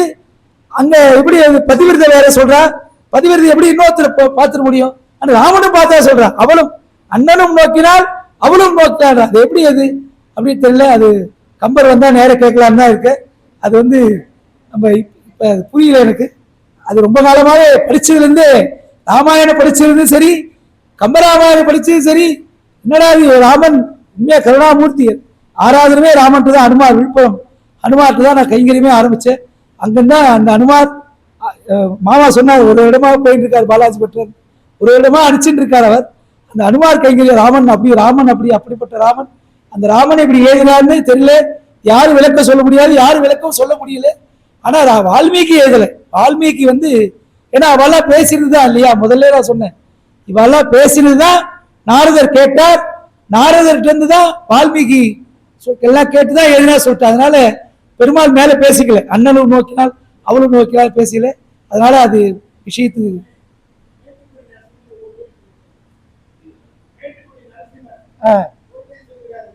அப்படியா இல்ல, அடியேன் இல்ல எல்லாரும் சொல்லலாம். இருந்தாலும் இந்த ஒரு வச்சனத்துல அடியேனுக்கு என்ன சந்தேகம் அப்படின்னா, சிவதனுசு ஜனகர் சிவதனுசு வச்சிருக்கார். அந்த சிவதனுசை முறிக்கணும், பங்கம் பண்ணணும். அந்த பங்கம் பண்ணதுக்கு தான் சீதைன்னு சொல்லியாச்சு. அப்ப ஜனகர் வாக்கு பொய்யாயிரு இல்லையா? அதனால ஆனா சீதை அவர் எழுதுற அழகா, சீதை மாலை எட்டு வரும்போதே ஆஹா அன்னைக்கு பார்த்து அவரா இவர் நினைச்சுட்டாராம். அதனால அப்படி கதையை கொண்டு வர அது ஒரு சிறப்பு. இருந்தாலும் அடுத்ததாக சீதா கல்யாண வைபோகமேன்னு ராமாவதாரம் ஏற்பட்டு சீதா கல்யாணம் ஆறுது. சீதா கல்யாணம் ஆகி அழகா வரும்போதே ராமச்சந்திர பட்டாபிஷேக மூர்த்தியா தான் அயோத்தியே இது பண்றது. ரொம்ப சிறப்பா இவ்வளவு சந்தோஷமா இருக்காராம் ராமர். அப்படி ஒரு விசேஷம். அடுத்தது பட்டாபிஷேகத்தை பத்தி பேசும்போதுதான் இங்கே சந்தோஷமா இருந்துட்டு போறார். அங்க ராவணன் இருக்காரே அவதாரம், அடுத்த அவதாரம் நோக்கு இருக்கிறேன் இல்லையா, சீதை வந்துட்டா, எல்லாரும் வந்தாச்சு, இந்த அவதாரம் வேணும் இல்லையா, அதனாலதான் இங்க 2 வரத்தை கேட்கிறாளாம். அப்ப இந்த இடத்துல நம்ம எல்லாம் விஷயம் தெரிஞ்சுக்கணும். ராமர் ரொம்ப சந்தோஷமா இருக்கார், ஹாப்பியா இருக்கார், அவ்வளவு சந்தோஷம். அந்த முகவிலாசம் எப்படி இருந்ததோ, அப்பா கூப்பிடுறார் யார்கிட்ட, கைகேயி. கைகேயி அதாவது தசரதர் எங்க இருக்காருன்னா கைகேயிட்டு இருக்காராம். தூது என்ன சொல்றாராம், கைகேயிடம் இருக்கும் தசரதரிடம் உன் தந்தை கூப்பிடுகிறான்றாராம். கௌசல்யான்னு சொல்லல, கௌசல்யா இல்லையா, கைகேயிடம் இருக்கும் தசரதர் உண்மை அழைக்கிறான்றாராம். அது உள்ள போறார், வெளியில வரார். உள்ள போகும்போது ஒரே முகம், வெளியில வரும்போது ஒரே முகம். அப்படிதான் நம்ம இருக்கணும் வாழ்க்கையில். மனமாற்றம்ன்றது இருக்கவே கூடாது. முதல்ல பட்டாபிஷேகம் ரொம்ப சந்தோஷமா இருக்கார், நகரமே சந்தோஷமா இருக்கு. உள்ளே வெளியில வரும்போது என்னன்னா, ராஜ்யத்தை விட்டாலும் பரவாயில்ல, ஏதோ ஒரு மூலையில இருந்து ராமரை வச்சு இருந்தா பரவாயில்ல, அப்படி சொல்லலையா. 14 ஆண்டு காலம் வனவாசம் போகணும் போது யாருக்கும் கஷ்டம் இருக்கு. ஏன்னா அப்பா விட்டு போகணும், அம்மா விட்டு போகணும். கௌசல்யா சுப்ரஜா ராமான்னு அழகா சொல்லியிருக்கா இல்லையா. கௌசல்யா எவ்வளவு கஷ்டப்பட்டிருப்பா. இதுக்கு ஏதாவது கௌசல்யா கேட்கிறாளாம், ரொம்ப இதுக்கு ஏதாவது மாற்று வழி ஏதாவது இருக்கா அப்படின்னு கேட்க. கௌசல்யா அவ்வளோ தவிச்சாலாம். ஏன்னா ஒன்றும் சொல்ல முடியாது, அப்பா முடிவார். எப்பயுமே கணவன் சொன்னான்னா ஓகே அவ்வளவுதான். அப்ப அப்படி ஒரு அமைதியா இருந்தாளா கௌசல்யா, அவ்வளோ தவிச்சாலாம். கௌசல்யா ராமர் பிரிவு அவ்வளோ கஷ்டப்பட்டாலாம். உலகம் மக்களே கஷ்டப்பட்டுதான், எல்லாம் அவ்வளோ சிரமப்பட்டாலாம். ஆனா ராமாவதாரம் நோக்கமே அதானே. அதனால எல்லாருமே கஷ்டத்தோடு தான் அந்த தண்டகாரண்யத்தில் ராமர் அப்படி போறார். தண்டகாரண்யத்துல ரொம்ப விசேஷம். இந்த இடத்துல விஸ்வாமித்திரர் ராமருக்கு பலாதிபலா என்ற மந்திரத்தை சொல்லும்போது அது பசி தூக்க வராது, எல்லா அஸ்திர சஸ்திரங்கள்லாம் கத்துண்டா ராமன். இங்க சீதையை கேட்கலாம். நீங்க இங்க ராமன் அபகரிக்க போறான். சீதை எப்படி குளிக்காம நல்ல வாசனையா இருந்தா, சாப்பிடாம எப்படி இருந்தா அப்படி கேட்பா இல்லையா. அங்கதான் அனசூயன்ற அத்ரி அனசூயை 2 பேர் தர்ம பத்னி. அவ அதை பதிவிரதால அனசூயை ஒண்ணு சொல்லுவா. அவதான் சீதைக்கு நிறைய மந்திரோபதேசங்கள்லாம் செஞ்சு அப்படியே, ஏன்னா நீ காட்டுக்கு வந்திருக்க, அது கூட சில பேர் கேட்பா. ராமர் மறுவுரை தரிச்சா சீதையும் மறுவுரை தரிச்சு தானே வந்திருக்கணும். அப்ப அங்க நகையெல்லாம் எடுத்து அவுத்து போட்டாலே, அப்ப நகையோட மறுவுரை தரிச்சாலான் போது அங்கேயே சொல்றாளாம். வால்மீகி ராமாயணத்துல இருக்கு. அதான் மறுவுரை தரிக்கும் போது அந்த நகையெல்லாம் கேட்க வேண்டாம்னு மறுவுரையோட நகையோட தான் அனுப்பிச்சான்னு சொல்றாளாம். அதே போல இந்த நகையினால்தான் அவ கண்டுபிடிக்கிறான். சீதை ராவணன் அபகரிச்சதை இன்னும் விசேஷமா புறநாறு அகநாறு எல்லாம் சொல்லியிருக்கா. அதெல்லாம் எடுத்துன்னு வந்திருக்கேன். அதே போல இந்த இடத்துல தண்டகாரண்யத்துல அனசூய அத்ரி அனசூயா, அதாவது தத்தாத்திரேயன் அவதாரம் இருக்கு பாருங்க. அவெல்லாம் பிரம்மா விஷ்ணு சிவன் அந்த அவதாரம் தான் 3 தத்தாத்திரேய அவதாரம். அது ஒரு நிமிஷம் சொல்லிடுறேன். ஏன்னா ஒரு வார்த்தை சொல்லும் போது ஒருத்தர் அவதாரங்கள் சொல்லும் பொழுது இதையும் சொல்லிடுறேன். இவ பிரம்மா விஷ்ணு சிவன் 3 பேருமே இவ பதிவிரதை இதை சோதிக்கிறேன்னு நினைச்சாலாம்.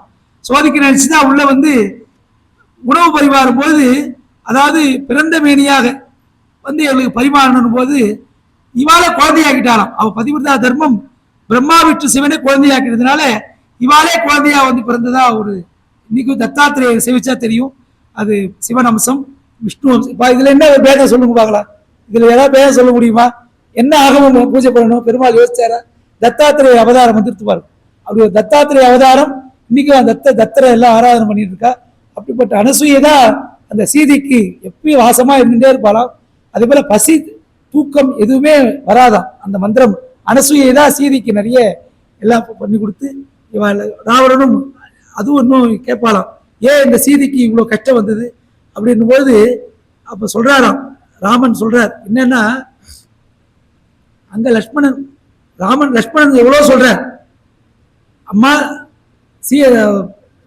ராமனுக்கு எந்த கஷ்டம் வராதுமா அப்படின்னும் போது சீதையை லக்ஷ்மணனை ரொம்ப கஷ்டமான வார்த்தையை தான் சொல்லிடுறாராம். அந்த கஷ்டமான வார்த்தைக்காக ராமன் கொஞ்ச நேரம் அங்க வனவாசத்தை அனுபவிக்கும்படி பண்ணதா சொல்லுவா. அதே போல ராவன் அப்போது லக்ஷ்மண் ரேகா லக்ஷ்மணன் பாதுகாப்பு பண்ணிட்டு தான் போற. அதெல்லாம் மீறிதான் சீதையை அபகரிச்சா சொல்லுவா. அந்த சீதையை அபகரிக்கும் போதுதான் அந்த நகைகள்லாம் கீழே ஒரு சிந்தும் போதுதான் இங்க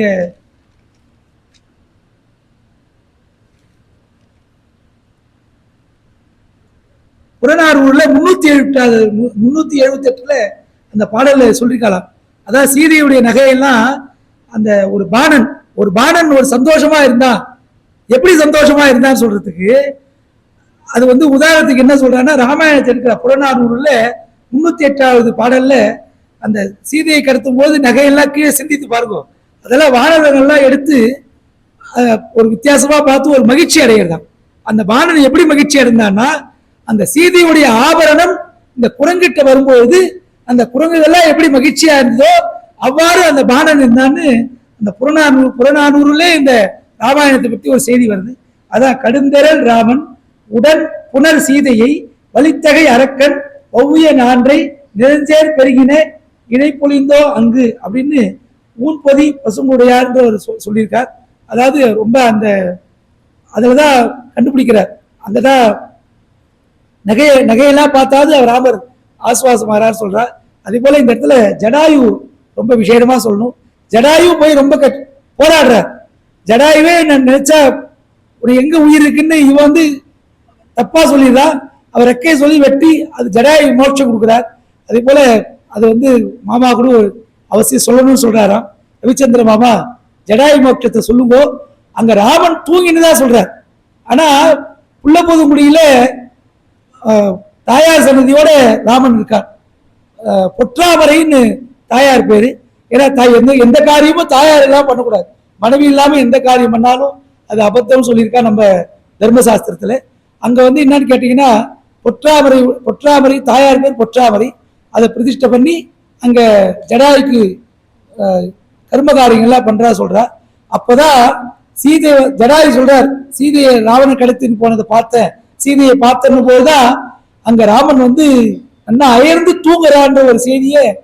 ஏன்னா எல்லா உண்மையை சொல்லணும். நம்ம இவ்வளவு படிச்சோம் எல்லாம் சொல்லும் போது இந்த வார்த்தையை அடியனுடைய பந்துக்கள் தான் கோபால் பட்டாச்சார் தான் அர்ச்சனை பண்றார். அந்த அர்ச்சகர் கூட இந்த செய்தியை சொல்லலை அப்படின்னு மாமா சொல்லுங்க, ரவிச்சந்திர மாமா சொன்னார். இது அவசியம் சொல்லுங்க. ராமர் அங்கு நல்லா நிம்மதியா தூங்கினாராம். சீதையை காரன்னு ரொம்ப கதரும் பொழுது அந்த இடம் அவசியம் போய் சேவிங்கோ அங்க. ஆனா சங்கல்பம் என்னன்னா, அங்க போய் யார் போய் கல்யாணம் ஆகாதவா அங்க போய் பிரம்மச்சாரியெல்லாம் போனா கல்யாணம் ஆகுதுன்னு சொல்றாராம். புள்ளபோதுங்குடின்னு ஒரு ஸ்தலம் கும்பகோணம் பக்கத்துல வல்வீல் ராமன். அந்த ராமன் தான் ஜடாயுக்கு நிறைய ஈமக்க கிரியாலாம் பண்ணதா ஐதீகம். ஆனா இன்னொரு சமயம் இங்கே ஒரு திருப்புக்குழின்னு சொல்றா, ரெண்டு இடத்துலயும் சொல்றா. ஆனா அந்த வாசனை வந்திருக்குன்னு நினைக்கிறேன்.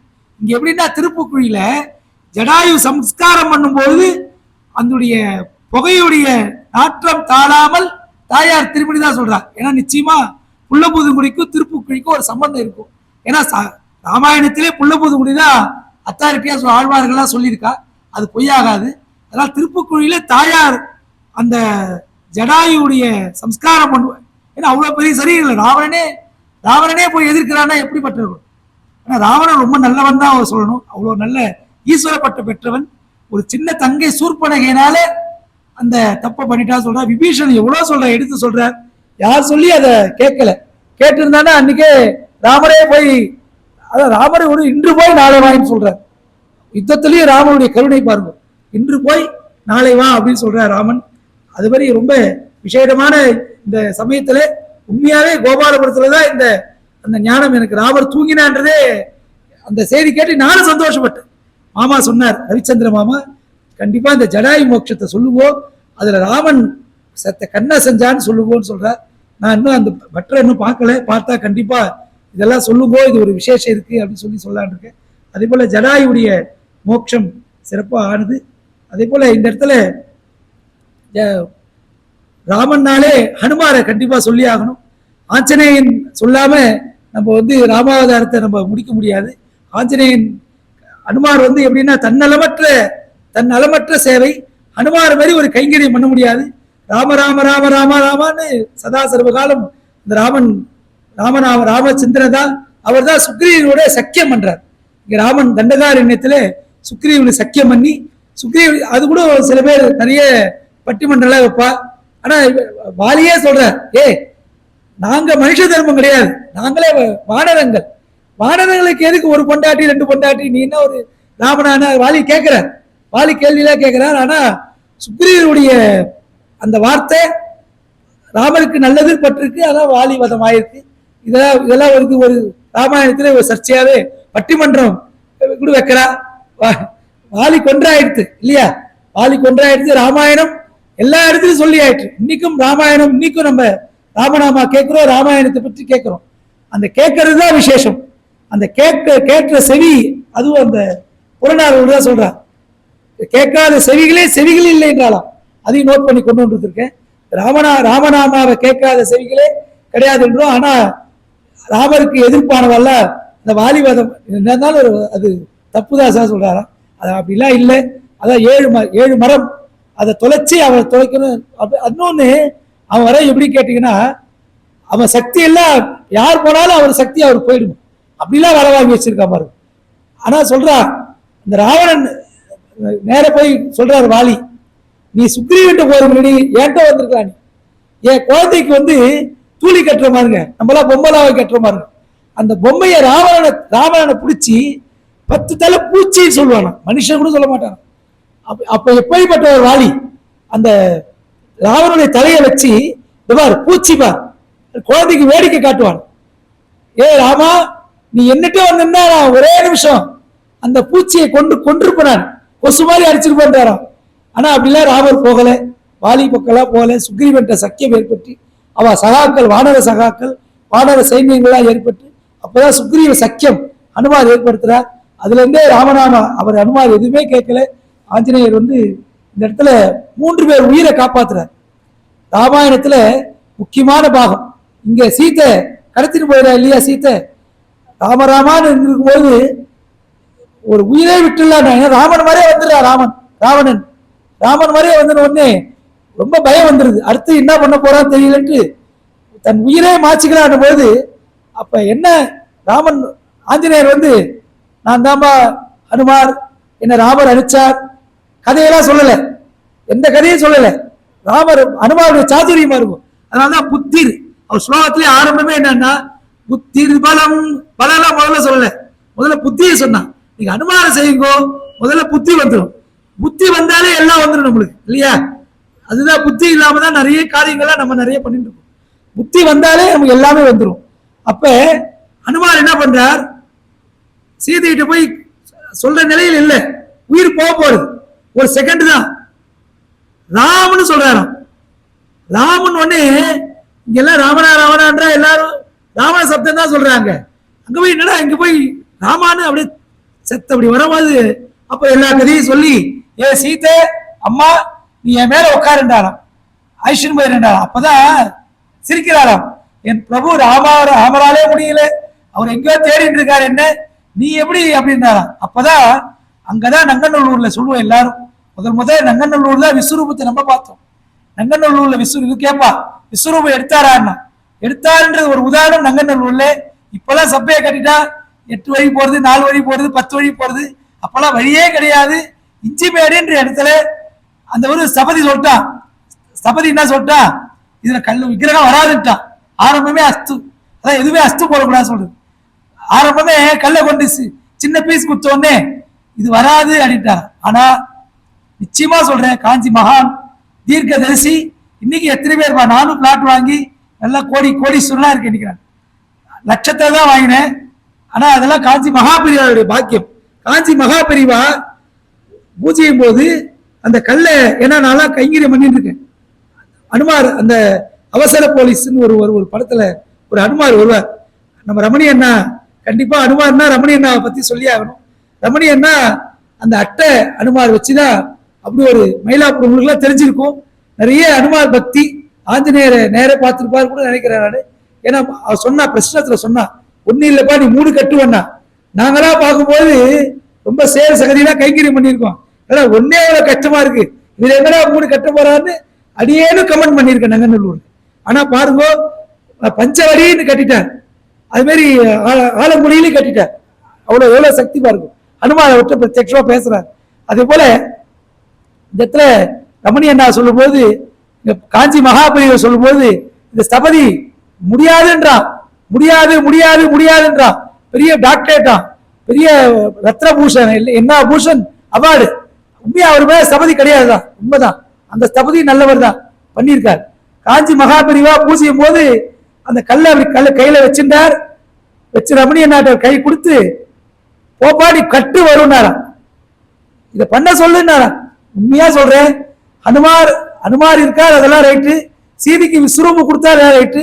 அது எப்படி மகான் நம்ம காஞ்சி மகாபெரிவாளுக்கு அப்படி பிரத்யட்சமாயி ஆஞ்சநேயர் இன்னைக்கு எப்படி நிக்கிறாரோ, ஆனா அவர் பார்த்தது இல்லை.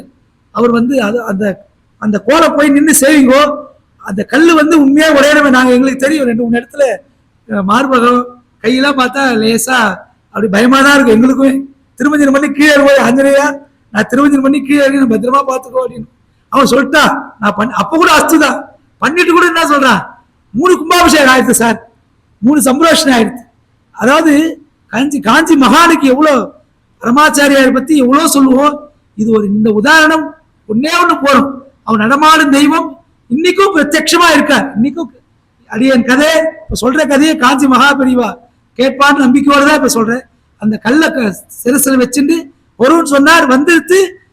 அதுக்கப்புறம் அவன் சொன்னார், 1 சம்பரோஷனா சார் நீங்க பாக்கலாம் அப்படின்னார். 3 சம்பரோஷனம் ஆயிடுச்சு. ஆனா எங்களுக்கு பயம்தான், நீங்க கைங்கரியம் பண்றவங்க தான் தெரியும். அவன் சொன்ன மாதிரியே அவனையும் தப்பு சொல்லக்கூடாது. சொன்ன மாதிரியே ஒரு இடத்துல லேசா அது ஏர்கிராஃப்ட் மாதிரி இருக்கும். ஆனா பெருமாள் இன்னைக்கும் பஞ்சபருவ திருமஞ்சனம் வச்சிருக்கோம். 3 நிறைய திருமஞ்சனம் பண்ணுவோம். இப்ப 3 திருமஞ்சனம் 2 திருமஞ்சனம் ஆக்கியிருக்கோம். அதுக்கு தபஸ் பாருங்க. இதெல்லாம் சுவாமி இதெல்லாம் யோசிக்கல. அந்த எந்திரத்தை புதுப்பிக்கணும் இல்ல, அவர் எப்படி கட்டியாச்சு, அப்படி எந்திரம் எப்படி புதுப்பிப்பா? நாங்கெல்லாம் போய் மூல மந்திர ஜபம் பண்ணோம். ஓம் ஹ்ரீ மரிமர்கட மர்கடாய சுவாகா, அதுவும் சுவாமி தான் சொன்னார். இது மாதிரி அந்த எந்திரத்துக்கிட்ட போய் ஜபம் பண்ணா அந்த எந்திரமானது க்ஷீணமாகாதுன்னு, இன்னைக்கு க்ஷீணமாகாம காஞ்சி மகாபெரிவா சொல்லி அவ்வளவு விசேஷமா இன்னைக்கும் நங்கநல்லூர் நீங்க உள்ளே போக முடியாது. விசேஷ நாள்லாம் ஏண்டா அந்த பக்கத்துல கொடுத்துற வந்தவங்க கூட ஆயிடும். அனுமதி ஜெயந்திக்கெல்லாம் யாரு நாங்களா ஒன்ஸ் ஆத்து விட்டு வெளில வந்துட்டேன்னா இங்கே நான் படுத்துருவேன். அனுமதி ஜெயந்திலாம் ஊருக்கு நங்கநல்லூர் மத்தியான சாப்பாடு கிடையாது எங்களுக்கு. நாங்களாம் இங்கே கிருஷ்ணான்னு திருவடியை படுத்துட்டு ராத்திரி 11 மணிக்கு மேல போலாதான் எங்க ஆத்துக்கு போக முடியும். அப்படி ஒரு கூட்டம், அப்படி ஒரு இது எல்லாம் எதுக்குன்னா காஞ்சி மகாபெரிவார நிச்சயமா சொல்லணும். இந்த இடத்துல விஸ்வரூபம் சீதைக்கு காமிக்கிறார். என்ன நீ சாதாரண குழந்தை நினைக்காதே, இங்க பார் அப்படின்னு சீதைக்கு தான் விஸ்வரூபத்தை காமிக்கிறார் அனுமார். அப்ப கூட சீதை வேண்டாம்ப்பா, நீ என்ன ஐஸ்வர்யம் போக கூடாது, நீ என்ன ஐஸ்வர்யம் போனா கஷ்டம், ராமனுக்கு பங்கமாயிடும், என் ராமன் வரட்டும்ன்றாராம் அப்படின்னு சொன்னாராம். அதே போல இந்த இடத்துல ஏன்னா கதை முழுமையா முடிக்கிறதுக்காக அங்கங்க தொட்டு போயிட்டு இருக்கேன். இந்த இடத்துல ராவணன் வந்து அங்க எல்லாம் துவம்சம் பண்ணிட்டு இருக்கு. அந்த வானரத்தை கூப்பிடுன்றாராம். கட்டி ஐஸ்வர்யம் வரும்போது அப்படியே ஐஸ்வர்யம் வரும்போது யாருடா நீ கேட்கிறாராம். எல்லாம் ஃப்ரம் அட்ரஸ் சொல்லல, ஃப்ரம் டு சொல்லணும், போட்டோ லெட்டர் போகல. சரி நான் இங்க ராவணன், நீ யாருன்னாராம். அப்ப கூட அனுமார் என்ன சொல்றார், வாலியை கொன்ற அப்படின்னா வாலின்ற ஒரு சப்தத்தை போடுறாராம். வாலினாலே அங்கேயே பாதி உயிர் போயிட்டான். வாலியை கொன்ற ராமனின் தூதன் தானாம். ராமதூதன் சொல்லல அங்க அனுமார், வாலியை கொன்ற ராமனின் தூதன் தானா. அப்படியே ராவணனுக்கு அப்பயே உயிர் போயிட்டான். ராவன் வந்து வதம் பண்ண வேண்டாம். அங்க அனுமார் சொன்ன அனுமார் நிக்கிறார் கம்பீரமா. முதல்ல அனுமார் உள்ள பிரவேசமானாலே லங்கா அழிச்சுட்டா. அப்படியே அழிச்சுதார் வாள்ல நெருப்பு சுத்தி. அப்பதான் இன்னொரு விஷயம், சீதை வந்து ராமர் சொல்றார் நீ அக்னி பிரவேசம் ஆனன்னு. ஹனுமார் கவலையே படலையா, எல்லாரும் பயப்படுறாளாம் இந்த அக்னி என்ன பண்ண போறது சீதையன்னு. அப்ப சொல்றார் ஹனுமார், அன்னைக்கு நான் வச்ச தீயிலேயே ஒன்னும் ஆகல, இந்த தீ ஏன்னா ஒன்னும் ஆகல, கண்டிப்பா சீதை அழகா வருவான்னாலும். ஹனுமாருக்கு தெரியும் நல்லா ஜொலிக்கிறது, ஒரு ஊரே அழிகிறதுன்னா நம்ம என்ன சின்ன ஒரு 6 அடி இருப்போம், என்ன ஆகும். அப்ப அந்த தீ வந்து ஒண்ணும் பண்ணலையா. ஹனுமார் தைரியமா இருக்காரு, என் மாதாவுக்கு ஒண்ணும் ஆகாதுன்னு. அப்பதான் சொல்றாரா, உங்களுக்கு எல்லாம் தெரியாது, நான் முன்னாடியே வந்துட்டேன், இந்த கார் என்ன இங்க இப்ப நீ வந்து தீ மூட்டுறது, நான் ஏற்கனவே மூட்டிட்டேன் என்ன, அதுலயே அம்மாவுக்கு ஒண்ணும் ஆகல. ஆனா சந்தேகப்பட்டு ஹனுமார் வந்து பார்த்தாரா சீதையை, சீதை பத்திரமா இருக்கா, அப்பதான் அந்த வெத்தலை மாலை இருக்கு பாருங்க, எல்லாம் கேட்பா அர்ச்சகால், ஏன் அனுமார் வெத்தலை மாலை போறீங்க? சீதைக்கு ஒண்ணுமே கிடைக்கல, வெத்தலை மாலையை போட்டாலாம், அங்க இருக்கிற கொடியை எடுத்து போட்டாலாம். அதனாலதான் அனுமார் ஏன் அனுமார் அனுகிரகம் பண்றாருன்னா, வெத்தலை மாலை போட்டு அனுகிரகம் பண்ணல, அந்த அனுமார் வெத்தலை மாலை போட்ட உடனே சீதையை ஞாபகம் வருது. சீதையை ராமர் ஞாபகம், அந்த சந்தோஷம் எப்பயுமே ஒரு. ஆனா முத்துமணி மாலை போடும்போது கடிக்கிறார், நல்லா கவனிக்கும். முத்துமணி மாலை போட்டு கடிச்சு துப்பி இது வேண்டான்னு சொல்றவர், இதே வெத்தலை மாலையே இன்னைக்கு யாரும் முத்துமணி மாலை போடுறது இல்லை இல்லையா? அனுமார் வேற முத்துமணி மாலை போடுறாளா? இல்ல, வெத்தலை மாலை தான் போடுறா. ஏன்னா அது அனுமார் ஏத்துக்கிற, போட்ட உடனே அதை பிக்கல, அது ஒண்ணுமே இல்லை அனுமாருக்கு. போட்ட உடனே அவர் இன்னொன்னா பண்ணலாம் அந்த அழுத. ஆனா அந்த அனுமார் அழகா சாத்திக்கிறார், சீதை போட்ட உடனே அழகா சாத்திக்கிறார். நீ சந்தேகப்படுவானா, ராமன் என்ன ஐஷம் போனா அது நல்லா இருக்கும், நீ ஐஷம் போது நல்லா இருக்காதுன்றாராம். அதே போல இந்த இடத்துல அனுமார், அது ஒரு சாத்துரியம் அனுமார் பத்தி சொல்லணும். இன்னொன்னு, லங்கையை தாண்டி ராமத்தை பார்க்கும்போது ராமர் ரொம்ப துக்கமா இருக்காராம். அந்த துக்கமா இருக்கும்போது என்ன சொல்லணும் அப்படின்னா, இதே நம்ம சொல்லலாம் வச்சுக்கல, சார் அங்க போன சார், அவ வந்தா சார், இவ வந்தா சார், கடல்ல எனக்கு அவ்வளவு கஷ்டம் வந்தது, என்ன ஒருத்த நேரா இழுத்தா, என்னென்னமோ முதல்ல கஷ்டத்தை சொல்லிதான் என்னதான் ஆச்சு சொல்ல மாட்டோம், என்னதான் ஆச்சு சொல்ல மாட்டோம்.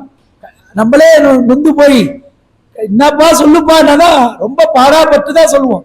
ஆனா ஹனுமார் ரொம்ப சாத்திரியமா கண்டேன் சீதையினர், கண்டேன் போட்டுட்டு, ஏன்னா சீதையின் ஒண்ணு அடுத்தது என்ன வரும், ஒரு கலக்க வரும் இல்லையா, அதனால கண்டேன் சீதையினராம். அதே போல இன்னொன்னு, பரதருடைய உயிரை காக்கணும், அதை யார் அனுப்பணும்? பரதர் சொல்லிட்டார், அண்ணா அதாவது நீ என்ன நீ சோதிக்காதே, 14 ஆண்டு காலம் கரெக்ட், பித்ரு பரிபாலன கரெக்ட், எல்லாம் கரெக்ட், நீ என்ன வேணா எல்லாம் ரைட்டு, ஆனா 14 ஆண்டு காலம் கழிச்சு நேரம் இங்கே வந்துடணும். நீ போய் கண்ட சொல்லுவா, சோறு கண்டே சொர்க்கம்னுவா, என்ன அது வாக்கி இருக்கு, நீங்க நமக்கு இருக்கு, எங்கேயோ ஒருத்தர் நல்லா உபசாரம் பண்ணுங்க, ஆத்தையே மறந்துடுவோம் நம்ம. அப்படிலாம் நீ இருந்துடக்கூடாது, என்ன நீ வந்துடணும், நீ வரல நான் என்ன பண்ணுவேன், அங்கேயே அக்னிதான், அக்னியை மூட்டி நான் விழுந்துருவேன், என் தம்பி வேணா நீ வாழ்ந்தாராம். ஆனா ராமருக்கு யாராட்டெல்லாம் சீதையை காணலன்னு சொல்லிட்டு போறாளோ, இன்னைக்கு மதுராந்தகத்துல ராமர் இருக்கார் பாருங்க. ராமர் ஏன் இருக்கார் மதுராந்தகத்துல? யமனே கேட்பானா, நீ இன்னைக்கு கேட்பானா, மதுராந்தகம் மன்ன மதிச்சியான்னு கேட்பானா. ஏன்னா அப்படி ஒரு திவ்யமான கஷேத்திரம் மதுராந்தக கஷேத்திரம். இன்னொன்னு சொன்னார் பாருங்க, இவா வேதாந்த தேசிகர் வடகல தெங்களுக்கு மேல ராமானுஜர் சொன்னார், சொல்லும் போதே ரொம்ப சந்தோஷமா இருந்தது. அந்த ராமானுஜருக்கு பஞ்சசம்ஸ்காரம் சங்கு சக்கரம் அந்த தரித்த இடம் அந்த மதுராந்தகம். இன்னும் அந்த சங்கு சக்கரம் இருக்கு.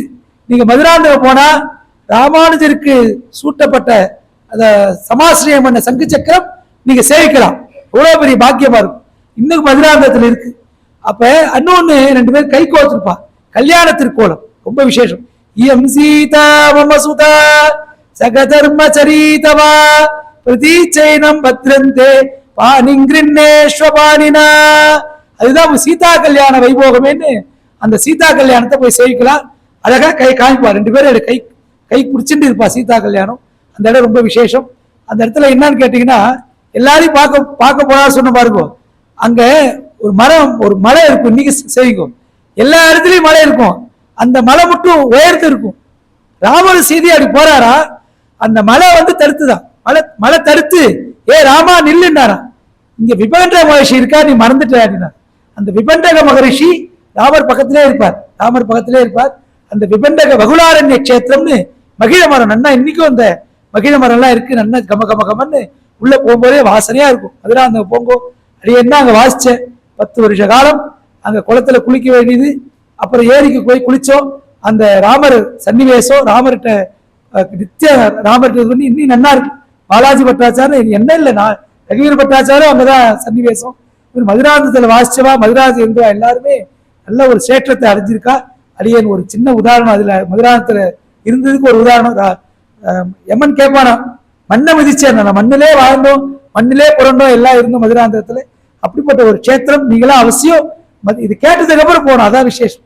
ஒரு விஷயத்தை கேட்டதுக்கு அப்புறம் போய் சேர்க்கும் போதுதான் ரொம்ப ஆச்சரியமா இருக்கணும். அந்த ராமானுஜ பஞ்சசம்ஸ்காரம் பண்ண மண்டபம், கல் மண்டபம் அப்படியே இருக்கு. அந்த மண்டபத்தை கூட இன்னும் இடிக்கலாம், அப்படியே பாதுகாத்துன்னு வரா. ராமானுஜர் 1000 காலம் அந்த மண்டபம் போய் பார்க்கலாம், சேவிக்கலாம். இன்னொன்னு, ஒரு பிரிட்டிஷ்காரன் என்ன சொல்றான், ராமா ராமான்றீங்களே, ஏரி உடைய போறது ராமர் காப்பாத்துவாரா கேட்கிறானா, விளையாட்டே கேட்கிறான். நிச்சயமா தியாகராஜருக்கு ராமர் சொன்னதை கூட நம்ம சொல்லலாம். ஆனா ஒரு ஆங்கிலேயருக்கு ராமர் பிரத்யட்சமா இருக்கார். அதனாலதான் ஏரி காத்த ராமர்னே பேர். அவர் ஒரு ராமர், கோதண்ட ராமர், அவர் ராமர் சொல்றேன் இல்லையா, அவருக்கு என்ன ராமர், ஏரியை காத்த ராமர்னா. அந்த வரான், பதிலடிச்சு ஓடி வரான், வந்து சொல்றான், நான் உங்கள்கிட்ட சொன்னேன், யாரோ 2 பேர் வில்லேந்தி அந்த கரையில நடக்கிறது நான் பார்த்தேன்.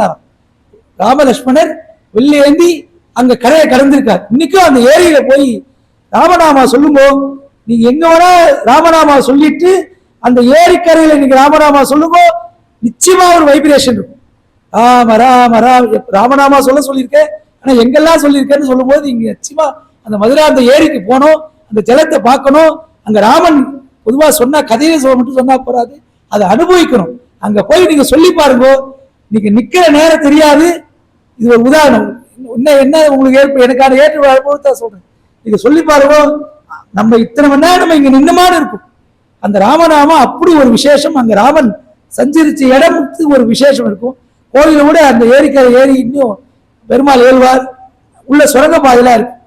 அங்க பார்த்தா பெருமாள் கிட்ட ஒரு சுரங்க பாதையெல்லாம் இருக்கு. அப்படிப்பட்ட விசேஷமான இடமா அந்த மதுராந்தகம். அந்த ராமானுஜருக்கே பஞ்சசம்ஸ்காரம் பண்ண இடம்லாம் சொல்லுவா.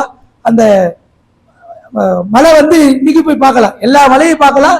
அந்த மலையில ரங்கநாதர் இருக்கார், கருங்குழின்னு பேரு. மலைப்பாளையம்னு மதுராந்தகத்துக்கு முன்னாடியே கருங்குழின்னு ஒரு இடம் போனீங்கன்னா, அங்க உள்ள போனீங்கன்னா அந்த மலை, எல்லா மலையும் சுத்தி பார்த்தா இந்த மலை உயரமா தெரியும். அதையும் ரசிக்க, இயற்கையை ரசிக்கலாம். அந்த மலை தான் சொல்றதா இங்க இவருக்கு தரிசனம் கொடுத்து அங்க போய் 2 பேரும் கை கோத்து இந்த ராமாவதாரத்துக்கு ஒரு ஏற்றம் நேர பார்க்கலாம். ராமன் இன்னைக்கு தாரு ரூபம்ன்றா, அது என்ன ரூபம்னே தெரியல. ராமரே பிரத்யட்சமா கூட ஆயிருக்கலாம். அவர் தரிசனம் விபண்டக மகரிஷிக்கு திருமஞ்சனம் கிடையாது. அது மாதிரி ஆதி காலத்து விக்கிரகத்துக்கெல்லாம் இன்னைக்கு நாங்களாம் திருமஞ்சனமே பண்ண மாட்டோம். எந்த ஒரு விக்கிரகத்துக்கு திருமஞ்சனம் கிடையாதுன்னு சொல்றாலோ, தைலம் தான் சாத்துவான்னு சொல்றாலோ, அவளுக்கெல்லாம் ரொம்ப உத்கிருஷ்டம் இருக்கும். ஏன்னா அவளே ராமரே 7 இருக்கலாம், அப்படி பார்த்தா அப்படிதான் இருப்பார். கம்பீரமா ஒரு நல்ல ஒரு 6 அடி உயர மனிதன், தெய்வமாவே இருக்காது. அது சிற்பி பண்ணாதான் இருக்கும். சிற்பி பண்ணத இதுவே இருக்காது. அது மாதிரி வடுவூர் ராமருக்கு பச்சை ஓடுறது. அதே போல அந்த குலதெய்வம்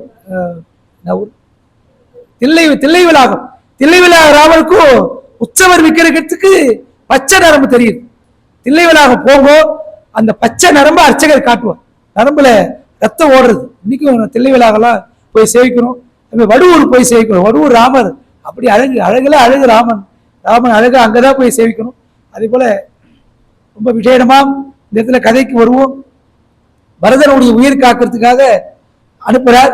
எல்லாருக்கும் பயம், என்னடா இந்த அனுமார் அனுப்புறாருன்னு. ஏன் பயம் அப்படின்னா, லங்கையில ராவண அவதாரம் ராமசமுகாரம் ஆயிடுது.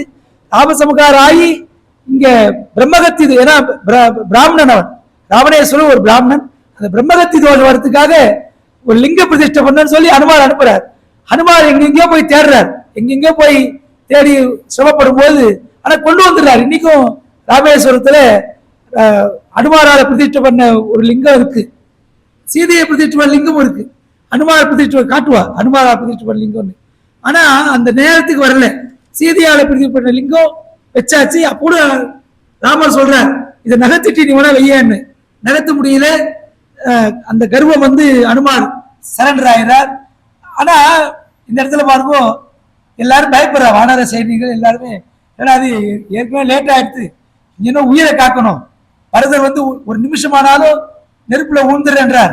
இந்த அனுமார மறுபடியும் அனுப்புறாடா. அங்கதான் தலைவன்றவன் எப்படி இருக்கணும்னா, ஒரு தப்பே சொல்லிட்டு இருக்கக்கூடாது. ஒரு தப்பு பண்ணாலும் அவனுக்கு ஒரு மன்னிப்பு கொடுக்கணும். மன்னிப்பு கொடுத்து அவன் திருந்துவானான்னு பார்க்கணும். அதுல ராமன் ஒரு உயர்ந்துதான் இருந்தார். எப்படி இருக்கார் பாருங்க. பரதனை உயிரை காக்கிறதுக்கு யார்? சொந்த தம்பி உயிர் போறது. அதுல பணைய வைப்பால. அந்த தலைவனுக்கு ஒரு ஏற்றம் நம் ராமபிரபு. கண்டிப்பா அனுமார் தப்பு பண்ண மாட்டார். ஒரு தப்பு பண்ண அடுத்து பண்ண மாட்டார் அப்படின்னு சொல்லி அந்த பரதர் உயிரை காக்கிறார். அதுவே சீதை உயிரை காக்கிறார். அதுவே லட்சுமணர் உயிரை எப்படி காக்கிறார் பாருங்க. அதான் ரொம்ப விசித்திரம். நம்மளால தான் என்ன பண்ணுவோம், அந்த சஞ்சீவி பருவத்துக்கு போகும்போது இவா சொல்ற அடையாளம் கேட்கிறார் ஹனுமார். போன எல்லாமே மின்றது. எல்லாமே எல்லாமே பச்சையா இருக்கு. அனுமார் இதே வேற நம்மனா என்ன பண்ணுவோம், வந்து சார் என்ன அடையாளம் அதுக்கு, அது மாதிரி இருக்கு இதே மாதிரி இருக்கு, குள்ளமா இருக்கும், நிட்டையா இருக்குமா, சுருட்டி இருக்குமா, விருண்டி இருக்குமா வந்து கேட்போம். அப்படிலாம் இல்லாம அனுமார் மலையே அப்படி பேத்துன்னு வர, மலையே பேத்துன்னு வந்து அப்படியே அங்க லட்சுமண உயிரை காப்பாத்துறார், சீதையை உயிரை ராமன்னு சொல்லி காப்பாத்துறார். அதே மாதிரி உயிரை விடுற ஸ்திதியில இருக்காரா அனுமார். ராமர் அனுமாரை பார்க்கும்போது எல்லா ஜடாயு பார்க்கும் போதெல்லாம் கூட ராமர் ஒரு நிதானமா இருந்திருக்கார். ஆனா அனுமாரை பார்க்கும் போதுதான் ரொம்ப கலக்கமா இருக்கார். என்ன சொல்ல போறானே தெரியலன்னு இருக்கும்போது கண்டேன்ற ஒரு மருந்து கொடுத்து அங்க ராமருக்கு ஒரு ஆசுவாசம் பண்றார். இப்படிலாம் எல்லாம் பண்ண அனுமார். இங்க இன்னொரு விஷயம், ரொம்ப சிறப்பான விஷயம். இந்த இடத்துல எல்லாருக்கும் ஒரு சர்ச்சை. ஹனுமாரை பத்தி சொல்ல பஞ்சமுக ஹனுமார், பஞ்சமுக ஹனுமாரை பத்தி எல்லாருக்கும் சந்தேகம். ஹனுமார் எப்படியா அது பஞ்சமுகமா இருக்காரா என்ன எல்லாருக்கும் ஒரு அது. இந்த கதையை கேட்டா நிச்சயமா நீங்களும் அந்த பஞ்சமுக ஹனுமார் பஞ்சமுக கவச்ச பாராயணம்னு ஒண்ணு இருக்கு. அந்த கவச்ச பாராயணத்தை சிம்பிளா தான் இருக்கும், ரொம்ப சிம்பிள் சான்ஸ்கிரிட். இது ராமாயணமே நீங்க வாசிச்சு பாருங்க, அர்த்தம் உங்களுக்கே புரியும். வால்மீகி எந்த இடத்துலயும் கஷ்டமான பதமே போடல, ஒரு இடத்துலயும் கஷ்டமான பதமே போடல. சாதாரணமா கூட அதை ராமாயணத்தை படிச்சா ஈஸியா இப்ப சொன்ன கதையெல்லாம் அழகா படிச்சிடலாம். இந்த இடத்துல எப்படின்னா மகிழ் ராவணன் அந்த அஷ்டோத்திரத்து கூட இருக்கும். மகாராவண மர்தனாயனமான் இருக்கும். ரமணி என்னதான் திருத்தினார், மகாராவணன் போடாத, மகாராவணன்றது கிடையாது, மகிழாவண மர்தனாயனமான்னு சொன்னார். ராவணனை வதம் பண்ணது ராமர் தான், இங்க அனுமார் கிடையாது, மயில் ராவண தான் பண்ணான்னு சொல்லி மகிழாவணன் பேரு. அந்த மகிழாவணன் என்ன பண்றான், ராமலட்சுமணி ஐஷன் போயிடுறான். இங்க வந்து யாரு ராமரை போய் காப்பாத்துறதுன்னு போது எல்லாத்துக்கும் அனுமார் தான் அனுப்புறார். லங்கையை தாண்டணும் போது கூட அனுமார் தான் அனுப்புறார். ஆனா அனுமார் ராம்னு சொல்லி போயிடுறார். ஆனா இந்த இடத்துல வந்து நமோஸ்து ராமாய சலக்ஷ்மணாய, அது ஒரு முக்கியமான ஸ்லோகம். அது நிச்சயமா சொல்லிட்டு இந்த பஞ்சமுக அனுமார் கதைக்கு வருவோம். ஏன்னா 7:50 8:15 அதை முடிக்கணும். அது இந்த நமோஸ்து ராமாய சலக்ஷ்மணாயன்றது அந்த சுந்தரகாண்டத்துல வரும், ரொம்ப விசேஷமான ஸ்லோகம். அங்க எல்லாமே சீதையா தெரிஞ்சாலும் அனுமாருக்கு எல்லாமே சீதையா தெரிஞ்ச போது சீதையை கண்டுபிடிக்க முடியல. அப்பதான் தான் தப்ப உணர்றாராம். பிரம்மாதி தேவர்கள் எல்லாரும் சேவிச்ச அனுமார் ராமரை நினைக்கலையா பாருங்க. எப்படி நாராயணர் இந்த நாரதர் எண்ணெயை வச்சுன்னு சுத்தும் போது நாராயணே மறந்தாரோ, அதே போல இந்த இடத்துல ராம ராம ராம ராமன்றவர் ராமரை மறந்தாரா எப்படி பாருங்க. அங்கதான் சுந்தரகாண்டத்துல இருக்கும். நமோஸ்து ராமாய சலக்ஷ்மணாயா தேவியை ஜதஸ்யை ஜனகாத்மஜாயை நமோஸ்து ருத்ரேந்திரிய மாநிலேபியகா நமோஸ்து சந்திரார்க்க மருத்கனேபியா. அந்த இடத்துல சொல்றார் ராமரை வணங்குறார், லட்சுமணை வணங்குறார், சீதையை வணங்க, அப்புறம்தான் அது தெரியுதுதான். அதே போல